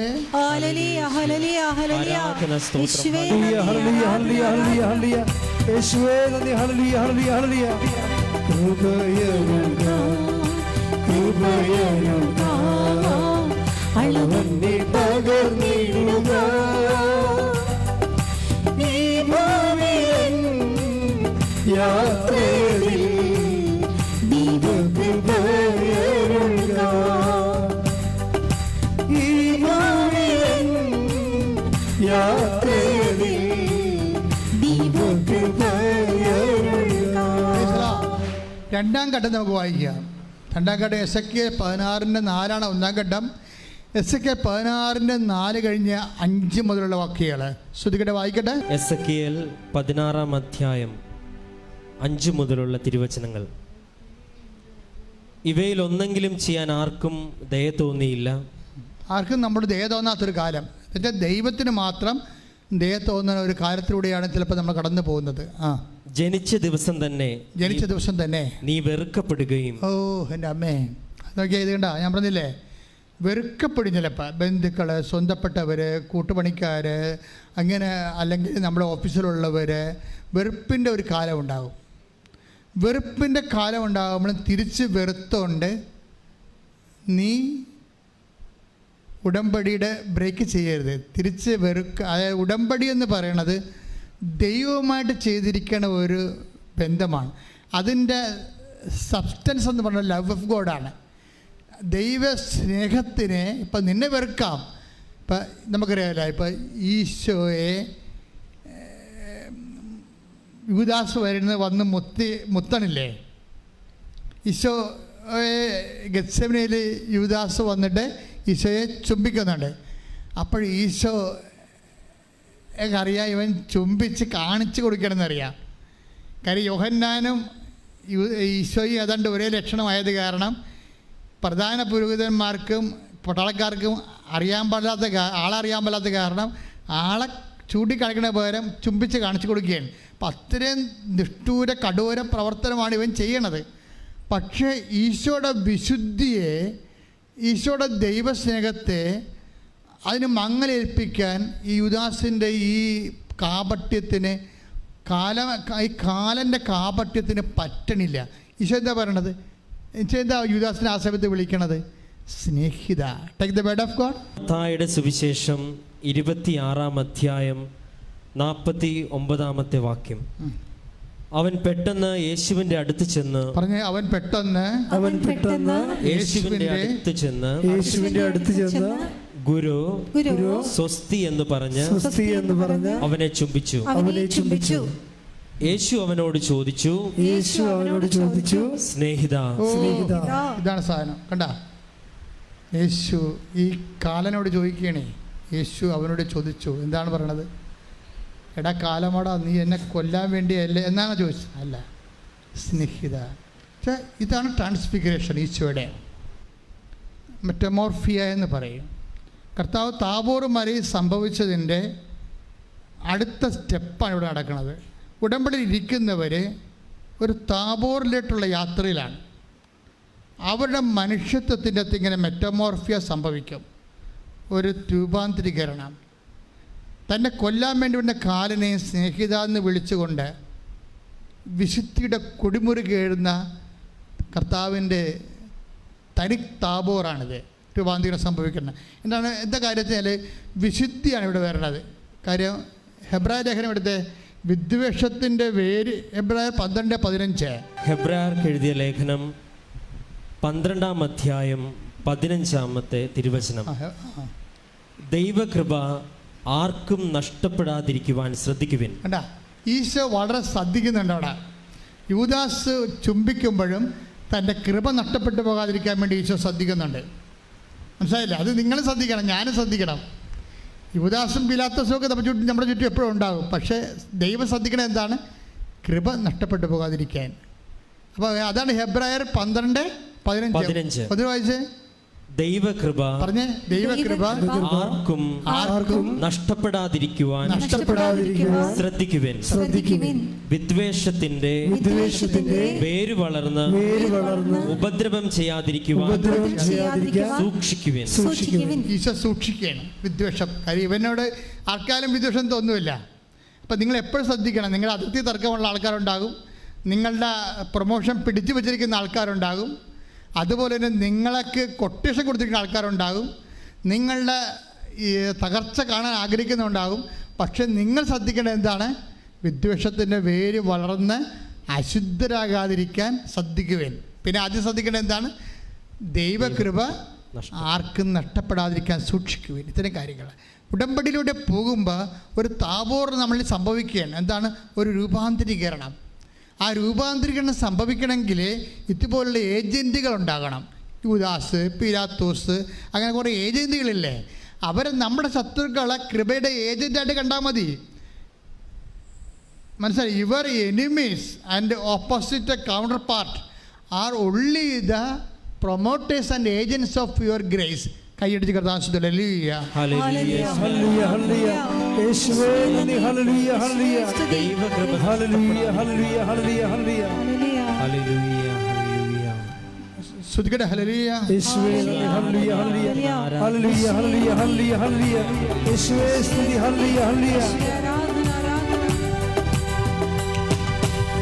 ഉറ്റവർ ബന്ധുക്കളും എല്ലാ സ്നേഹിതരും വെറുക്കിൽ.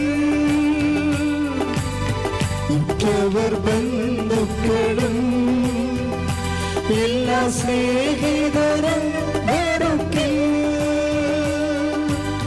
സ്നേഹത്തിനാഴമതിൽ ഞാനും നീ മന്ദരായി തീർന്നിടുമേ.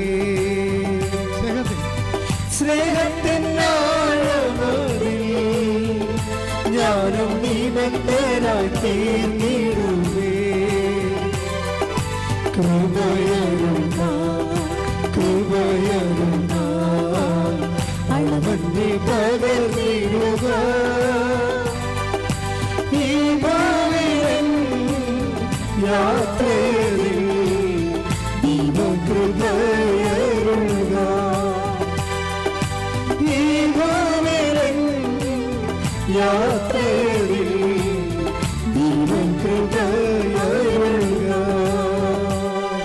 എൻ്റെ ദൈവവേദനയിലെ ഉടമ്പടിയുടെ ആത്മാവെന്ന് പറഞ്ഞാൽ എന്താണ്?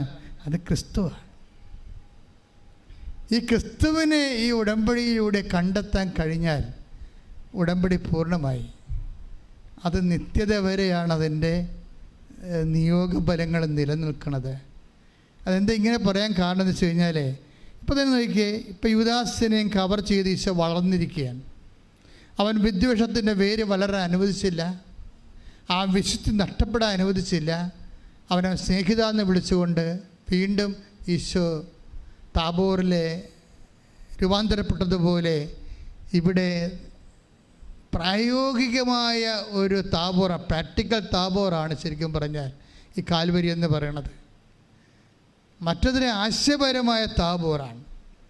നമുക്ക് ദൃശ്യവൽക്കരിച്ചു, പക്ഷേ അത് പ്രയോഗവൽക്കരിക്കണതും ടാഞ്ചിബിൾ ആക്കണതും എല്ലാം കാൽവരിയിലെ താബോറിലാണ്.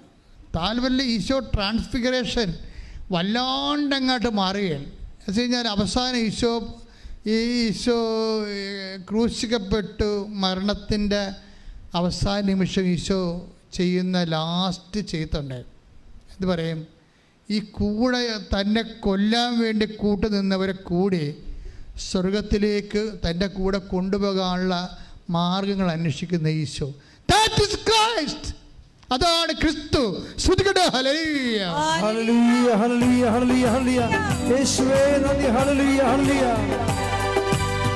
കരുണയിൻ സാഗരമേ സ്വർഗ്ഗക്കൊടുമയിലേറുമ്പോൾ, കരുണയിൻ സാഗരമേ സ്വർഗ്ഗക്കൊടുമയിലേറുമ്പോൾ, മേഘത്തിൻ തണലോടെ എന്നെ സാന്ത്വനമായി നടത്താം. മേഘത്തിൻ തണലോടെ എന്നെ സാന്ത്വനമായി നടത്താം. പരിശുദ്ധ പരമ ദിവ്യകാരുണ്യത്തിന് ആരാധനയും സ്തുതിയും പുകഴ്ചയും ഉണ്ടാകട്ടെ. ഇത് വളരെ തന്ത്രപരമായിട്ട് പഠിച്ചെടുക്കേണ്ട ഒരു പാഠമാണ്. ക്രിസ്തു ഒരു ഉടമ്പടിയിലൂടെ പോവുകയാണ്. ഉടമ്പടിയുടെ വിശ്വസ്തത ബ്രേക്ക് ചെയ്യാൻ ഒത്തിരിയേറെ അവസരങ്ങൾ വന്നിട്ട് അതിനെയൊക്കെ കവർ ചെയ്തുകൊണ്ട് ഈശോ കുരിശിൽ നിൽക്കുമ്പോൾ പിതാവിൻ്റെ തിരുമനസ്സിനോട് വിശ്വസ്തത പാലിച്ചുകൊണ്ട് ഉടമ്പടിയുടെ അവസാനത്തെ നിയോഗം നിറവേറ്റാൻ വേണ്ടി വിനാഴിക മാത്രം ബാക്കി നിൽക്കുമ്പോൾ യേശുവിൻ്റെ മനസ്സിൽ വരണ എന്താണെന്നറിയാവോ? 2 കള്ളന്മാർ മാത്രമല്ലേ ഇവിടെ ഉള്ളു. ബാക്കിയെല്ലാം അമ്മയും അപ്പോസ്തലന്മാരും ഒഴിച്ച് ബാക്കിയെല്ലാം കള്ളന്മാരാണ്. എന്താ കാര്യം? പക്ഷേ ഇവർക്ക് വേണ്ടി കൂടിയല്ല ഈശോ മരിച്ചത്. അല്ല, ഇവരെ ഒഴിവാക്കിയിട്ടല്ല ഈശോ മരിച്ചത്. ഇവരുടെ കൂടെ ആത്മരക്ഷയ്ക്ക് വേണ്ടിയാണ് ഈശോ മരിച്ചത്. അതുകൊണ്ട് ഈശോ കരയും. ശരിക്കും അവൻ ജെറുസലേം പട്ടണത്തിൽ കരഞ്ഞതുപോലെയാണ് കുരിശിൽ കിടന്ന് കരയണത്. ജെറുസലേം പട്ടണത്തിൽ കരഞ്ഞത്, ഇനി എനിക്ക് ഭൂമിയിലൊരു മനുഷ്യ അവതാരമില്ലല്ലോ അപ്പാ, ഇവർ മാനസാന്തരപ്പെട്ടില്ലെങ്കിൽ ഞാനിത്തരം കഷ്ടപ്പെട്ടത് വെറുതെ ആകുമല്ലോ അപ്പാ എന്ന്. ആ ഒരു കരച്ചിൽ നീണ്ടു പോണതാണ് കുരിശിലെ അപ്പാ എന്ന് വിളിച്ച് കരയും. എന്താ കാര്യം? ഇവിടെ കൂടെ നിൽക്കുന്നവരെല്ലാവരും ഈശോയുടെ ഒരു മനസ്സുണ്ട്. എന്താണ്? എന്നിൽ വിശ്വസിക്കുന്ന നിങ്ങളും എൻ്റെ കൂടെ പിതാവിൻ്റെ കൂടെ 12 ഗോത്രങ്ങളെ ഭരിക്കുമെന്ന് അപ്പോസ്തലന്മാരെക്കുറിച്ച് പറഞ്ഞപ്പോൾ അപ്പോസ്തലന്മാർ മാത്രമല്ല, ഈ ഭൂമിയിലുള്ള എല്ലാ മനുഷ്യരും തൻ്റെ കൂടെ സ്വർഗസ്ഥമാകണമെന്നുള്ള ആഗ്രഹത്തിലാണ് ഈശോ ഇത്രയും കാലമെല്ലാം ജോലി ചെയ്തത്, പിതാവിൻ്റെ ജോലി ചെയ്തത്. അതുകൊണ്ടാണ് ഈശോ പറഞ്ഞത്, ഞങ്ങളെ പ്രലോഭനത്തിൽ ഉൾപ്പെടുത്തരുത്, ഇങ്ങനൊരു സിറ്റുവേഷനിലേക്ക് പിലാത്തോസിനെ കൊണ്ട് എത്തിക്കരുത്, ഇങ്ങനെ ഒരു സാഹചര്യത്തിലേക്ക് യൂദാസിനെ കൊണ്ട് എത്തിക്കരുത്, ഞങ്ങളെ പ്രലോഭനത്തിൽ ഉൾപ്പെടുത്തരുത്. എന്ന് വെച്ച് കഴിഞ്ഞാൽ പാപം ചെയ്യാനുള്ള അവസരങ്ങൾ അവർക്ക് കൊടുത്താൽ അവർ പാപം ചെയ്യും. എന്നാലും അവസരം കൊടുത്താലും പാപം ചെയ്യാത്ത മനുഷ്യരായി വിശുദ്ധിയുടെ കൊടുമുടി കയറാൻ അവരെ അഭിഷേകം ചെയ്യണമേ അപ്പാ എന്ന് പറഞ്ഞുകൊണ്ട് ഇവിടെ റൈറ്റ് ഓഫ് ചെയ്യാനുള്ള സാധ്യത നോക്കും ഈശോ. പിലാത്തോസിൻ്റെ പാപങ്ങൾ, ശതാധിപൻ്റെ പാപങ്ങൾ, പട്ടാളക്കാരുടെ പാപങ്ങൾ, തന്നെ കല്ലെറിയുന്നവരുടെയും തുപ്പിയവരുടെയും പാപങ്ങൾ എല്ലാം പിതാവിനെ കൊണ്ട് മറപ്പിക്കാൻ വേണ്ടി അപ്പാ അത് മറന്ന് കളയണമെന്ന് പറയും. അപ്പാ അത് ഓർക്കരുതേ അപ്പാ എന്ന് പറയും. അതാണ് ഈശോ അവസാനം പറയുന്നത്. അതാണ് ഈശോയുടെ ഉയർച്ച. വിശുദ്ധിയിലേക്ക് ഇങ്ങനെ ഉടമ്പടിയിൽ ഉയർന്നുയർന്ന് വരുന്ന ഈശോയെ നമുക്ക് കാണാം. ഈ വിശുദ്ധിയിലേക്ക് ഉയരുമ്പോൾ എപ്പോഴും നമ്മൾ ശ്രദ്ധിക്കേണ്ടത് രൂപാന്തരീകരണം. ഈശോ ദൈവത്വത്തിലേക്ക്, ദൈവത്തിൻ്റെ പൂർണ്ണതയിലേക്ക് മനുഷ്യത്വം നിലനിൽക്കുമ്പോൾ തന്നെ ഉയർന്നു വരുന്ന ഈശോ ദൈവത്തിൻ്റെ പൂർണ്ണത കാണിക്കുകയാണ്. കുരിശിൽ കൈയടിച്ച് ശ്രദ്ധിക്കട്ടെ.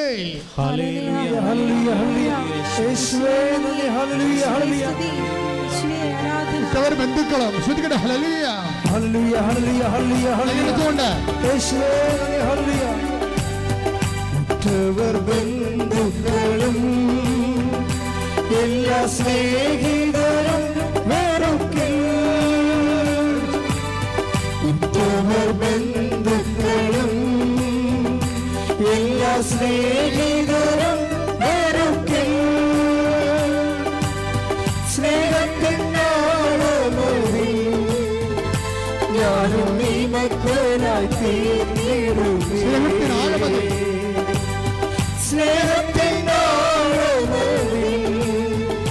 ഞാനും നീ മക്കളായി തീർന്നിടുമേ. കൃപയരുക അളവന്നെ പകർന്നിടുക. ഈ ഭൂമിയിൽ യാത്രയിൽ കൃപയരുക. പരിശുദ്ധ പരമ ദിവ്യകാരുണ്യത്തിന് ആരാധനയും സ്തുതിയും പുകഴ്ചയും ഉണ്ടാകട്ടെ. അതുകൊണ്ടാണ് ഈശോ പറയണത് പിതാവേ. എൻ്റെ അവസാനം 21:34 യേശു പറഞ്ഞു പിതാവേ അവരോട് ക്ഷമിക്കണമേ, അവർ ചെയ്യുന്നത് എന്തെന്ന് അവർ അറിയുന്നില്ല. അവസാനത്തെ രൂപാന്തരീകരണമാണിത്. ഇതിനേക്കാൾ വലിയ ഒരു മനുഷ്യന് ദൈവത്തിലേക്കുള്ള ആ ലിങ്കിൻ്റെ ലാസ്റ്റ് പോയിന്റ് വന്ന് നിൽക്കുകയാണ്. എന്താണ്? തന്നെ കുത്തി മുറിവേൽപ്പിച്ച് തന്നെ ഒരു കുരവ് ചോരക്കട്ടയാക്കി മാറ്റിയ വ്യക്തികളോട് ആ സ്പോട്ടിൽ അവിടെ കൂടെ ആത്മരക്ഷയ്ക്ക് ഗ്യാരണ്ടി കൊടുത്തുകൊണ്ടാണ് ഈശോ ആത്മാവിനെ സമർപ്പിച്ചുകൊണ്ട് സ്നേഹത്തിൻ്റെ ദൈവസ്നേഹത്തിൻ്റെ ചക്രവർത്തിയായി കുരിശാകുന്ന സിംഹാസനത്തിൽ അവൻ ആധിപത്യം നൽകും. അതാണ് സ്വർഗസ്ഥനായ പിതാവിൻ്റെ ഈ ഈശോയാണ് അധികാരിയായിട്ട് വീണ്ടും വരുന്നത് നമ്മളെ വിധിക്കാൻ. അതായത് ക്രിസ്തുവിലേക്കുള്ളൊരു വളർച്ചയാണ് ഉടമ്പടിയുടെ ആത്യന്തികമായ ആത്മീയ ലക്ഷ്യമെന്ന് പറയണത്. ഞാൻ ഇത് ഇങ്ങനെ പറയാൻ കാണുമെന്ന് ചോദിച്ചു കഴിഞ്ഞാൽ, അതായത് നമ്മൾ ഉടമ്പടിയിൽ ഒത്തിരിയേറെ വിഷയങ്ങൾ നമ്മുടെ നിയോഗങ്ങൾ വെക്കുന്നുണ്ട്. അതിൻ്റെ ഫസ്റ്റ് ഫേസാണ്. സെക്കൻഡ് ഫേസിൽ വീണ്ടും നമ്മുടെ അവസ്ഥ, ദാരുണമായ അവസ്ഥയുടെ അരികിൽ കൂടി ദൈവം കടന്നു പോകുന്നുണ്ട്. സെക്കൻഡ് ഫേസിൽ ഉടമ്പടിയുടെ എസെക്കിയേൽ 16:5 വായിച്ചോളൂ. എസെക്കിയേൽ പ്രവാചകന്റെ പുസ്തകം 16-ാം അധ്യായം 5 മുതലുള്ള തിരുവചനങ്ങൾ. ഇവയിൽ ഒന്നെങ്കിലും ചെയ്യാൻ ആർക്കും ദയ തോന്നിയില്ല. ജനിച്ച ദിവസം തന്നെ നീ വെറുക്കപ്പെടുകയും വെളിംപ്രദേശത്ത് ഉപേക്ഷിക്കപ്പെടുകയും ചെയ്തു. അതായത് ഉടമ്പടി കാലത്ത് നമുക്കുണ്ടാകുന്ന മനുഷ്യാവസ്ഥകളുടെ ഒരു പരിച്ഛേദമാണ്. ഓക്കെ, ഞാൻ നിന്റെ അടുക്കലൂടെ കടന്നു പോയി. രണ്ടാമത്തെ വരവാണ്. ദൈവം വീണ്ടും വരുന്നു. ദൈവം നമ്മെ വിടത്തില്ലല്ലോ. ഞാൻ നിന്റെ അടുത്ത് കൂടി കടന്നുപോയി. നീ ചോരയിൽ കിടന്നുരുളുന്നത് കണ്ട് നിന്നോട് പറഞ്ഞു, ജീവിക്കുക, വയലിലെ ചെടി പോലെ വളരുക. നീ വളർന്ന് പൂർണ്ണ യൗവനം പ്രാപിച്ചു.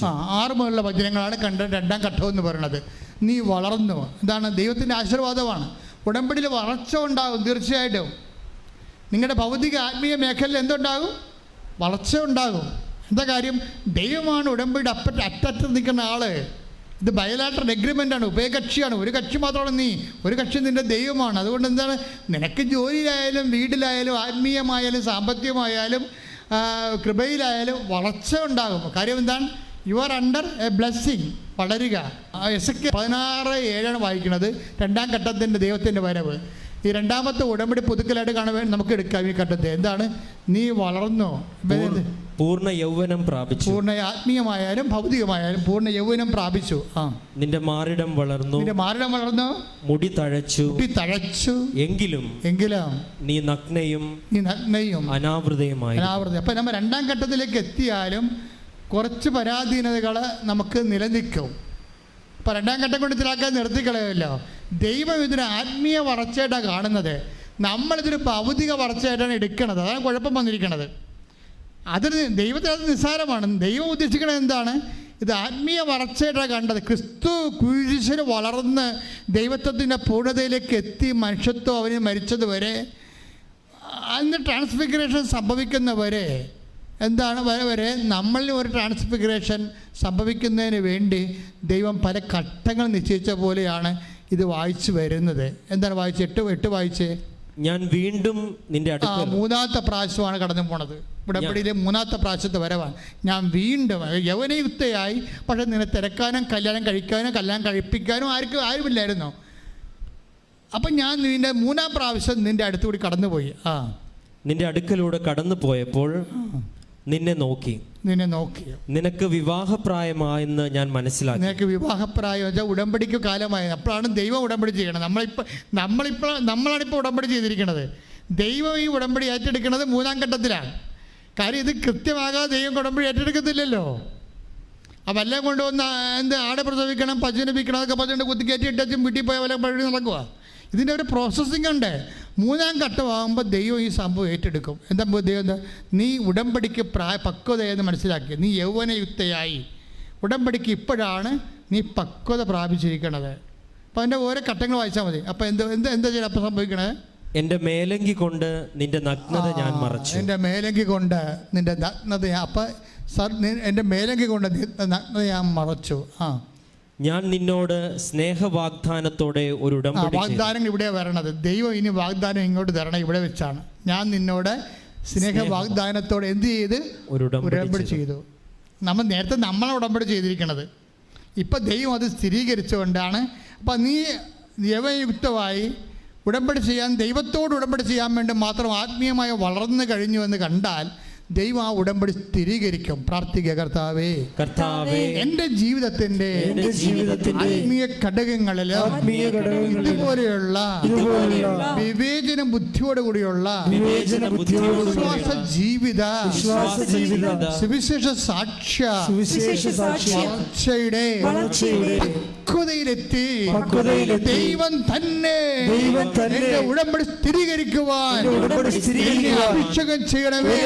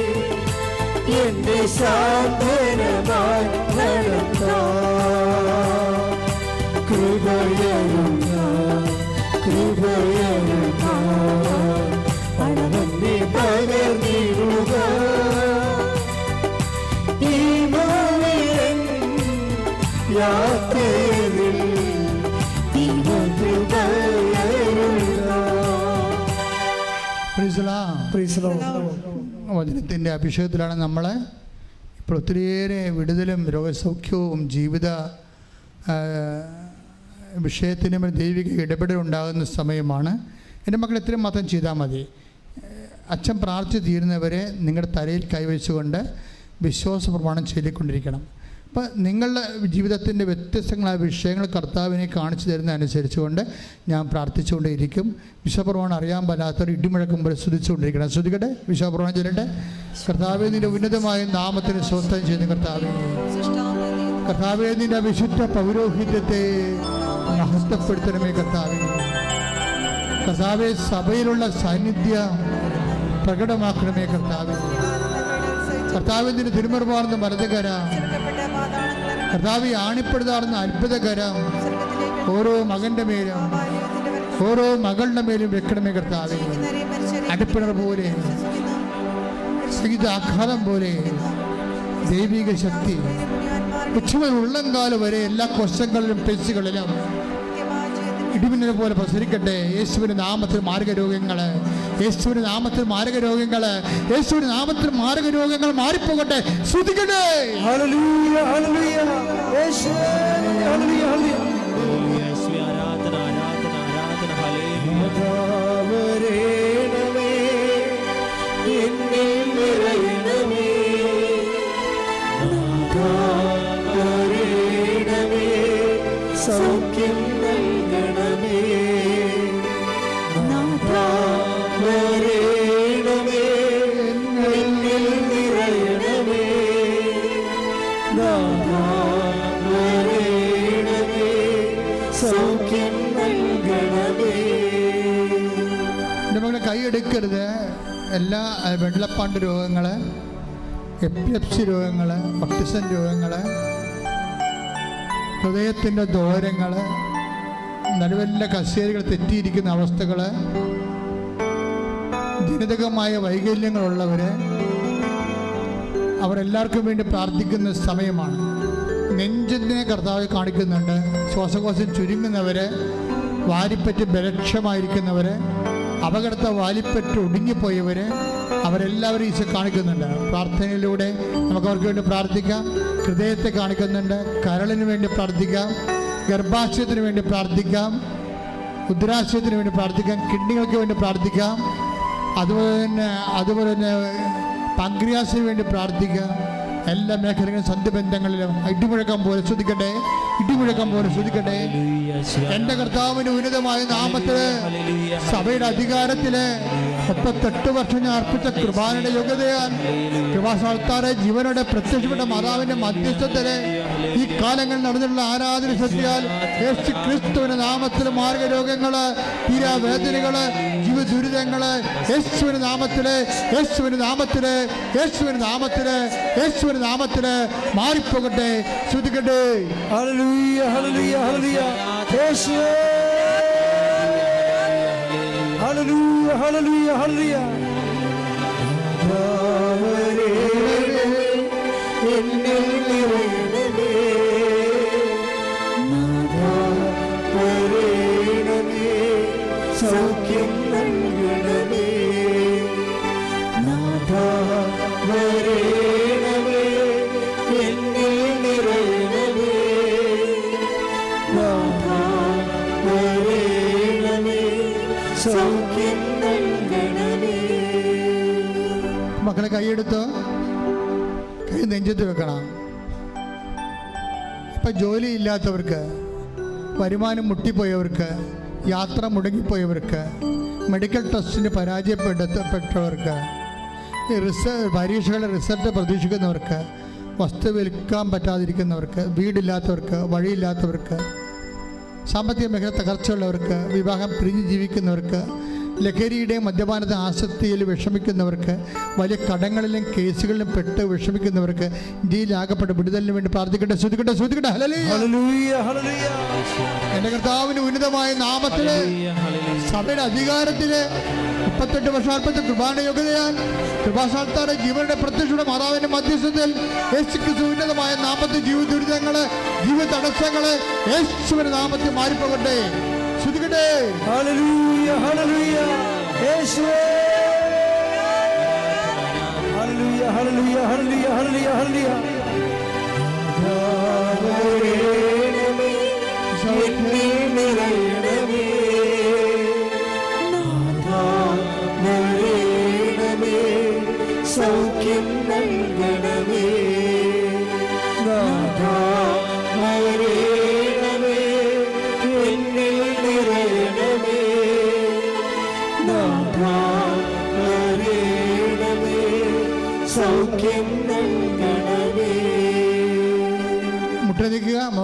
പ്രാർത്ഥിക്കുക.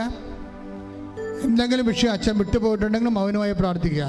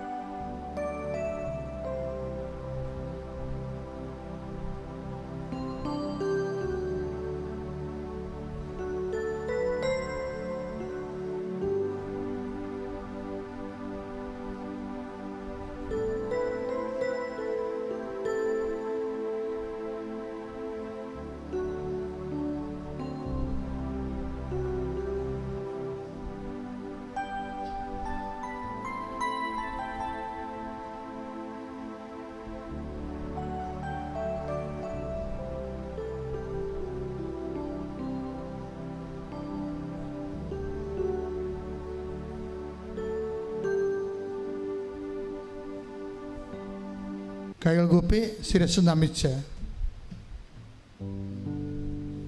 ആരാധന ആശീർവാദം സ്വീകരിക്കുക. ഇന്ന് ഉടമ്പടി ആരാധനയിൽ കേട്ട എല്ലാ വചന സന്ദേശങ്ങളും ഉൾക്കൊണ്ടുകൊണ്ട്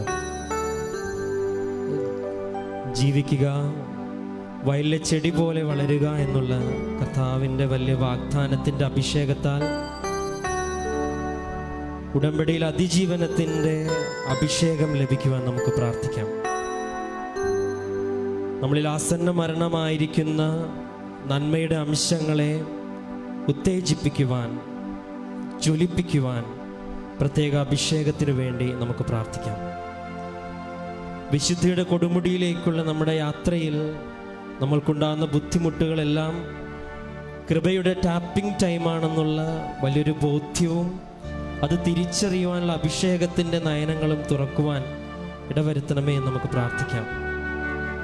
നമ്മളോട് ജീവിക്കാൻ പറയുന്ന കർത്താവ് നമ്മുടെ ഉടമ്പടി ഏറ്റെടുത്ത് നമുക്ക് ആവശ്യമായതെല്ലാം നൽകി നമ്മളെ വിരുന്നിന് വേണ്ടി ഒരുക്കുമ്പോഴേക്കും നിത്യജീവൻ്റെ വലിയ ലക്ഷ്യം വെച്ചുള്ള നമ്മുടെ ഉടമ്പടി യാത്രയിൽ ഈ ആരാധനയുടെ നിമിഷങ്ങളിൽ ദൈവികമായി വെളിപ്പെടുത്തലുകൾ നൽകിയതിനെ ഓർത്ത് നമുക്ക് ദൈവത്തിന് നന്ദി പറയുകയും, കർത്താവേ, അങ്ങ് ഞങ്ങളുടെ മുൻപിൽ സന്നിഹിതനായിരിക്കുന്ന അങ്ങയുടെ സാന്നിധ്യം ഞങ്ങൾ അനുഭവിക്കുവാൻ ഞങ്ങളെ ശക്തരാക്കണമെന്നും പ്രാർത്ഥിച്ചുകൊണ്ട് ശിരസ് കുമ്പിട്ട് നമുക്ക് ആരാധനയുടെ ആശീർവാദം സ്വീകരിക്കാം.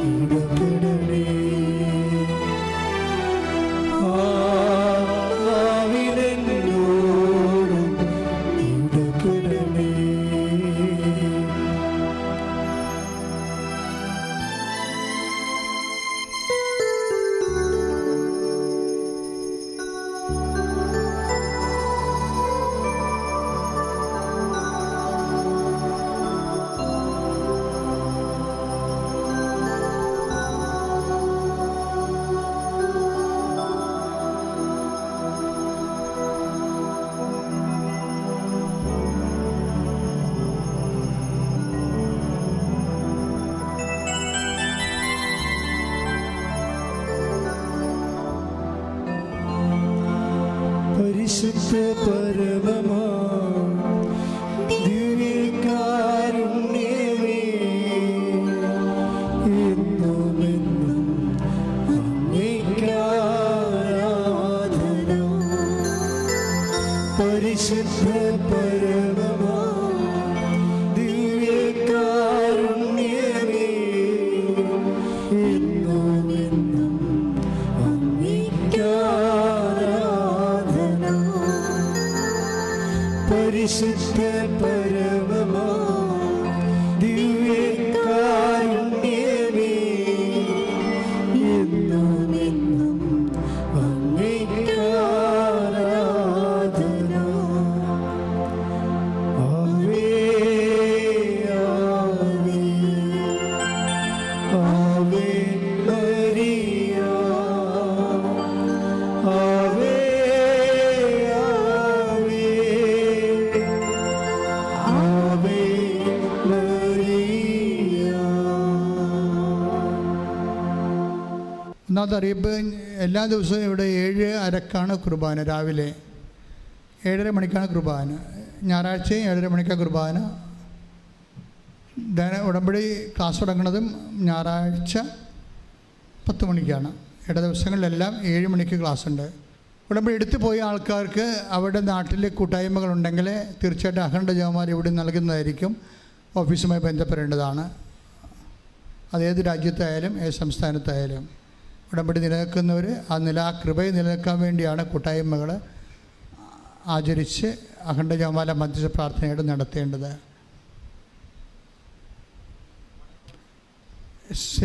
നമ്മുടെ മെയ് മാസത്തിലെ മാതാവിൻ്റെ വണക്കമാണ്. ഏപ്രിൽ മാസം 30-ാം തീയതി മുതൽ തുടങ്ങാം.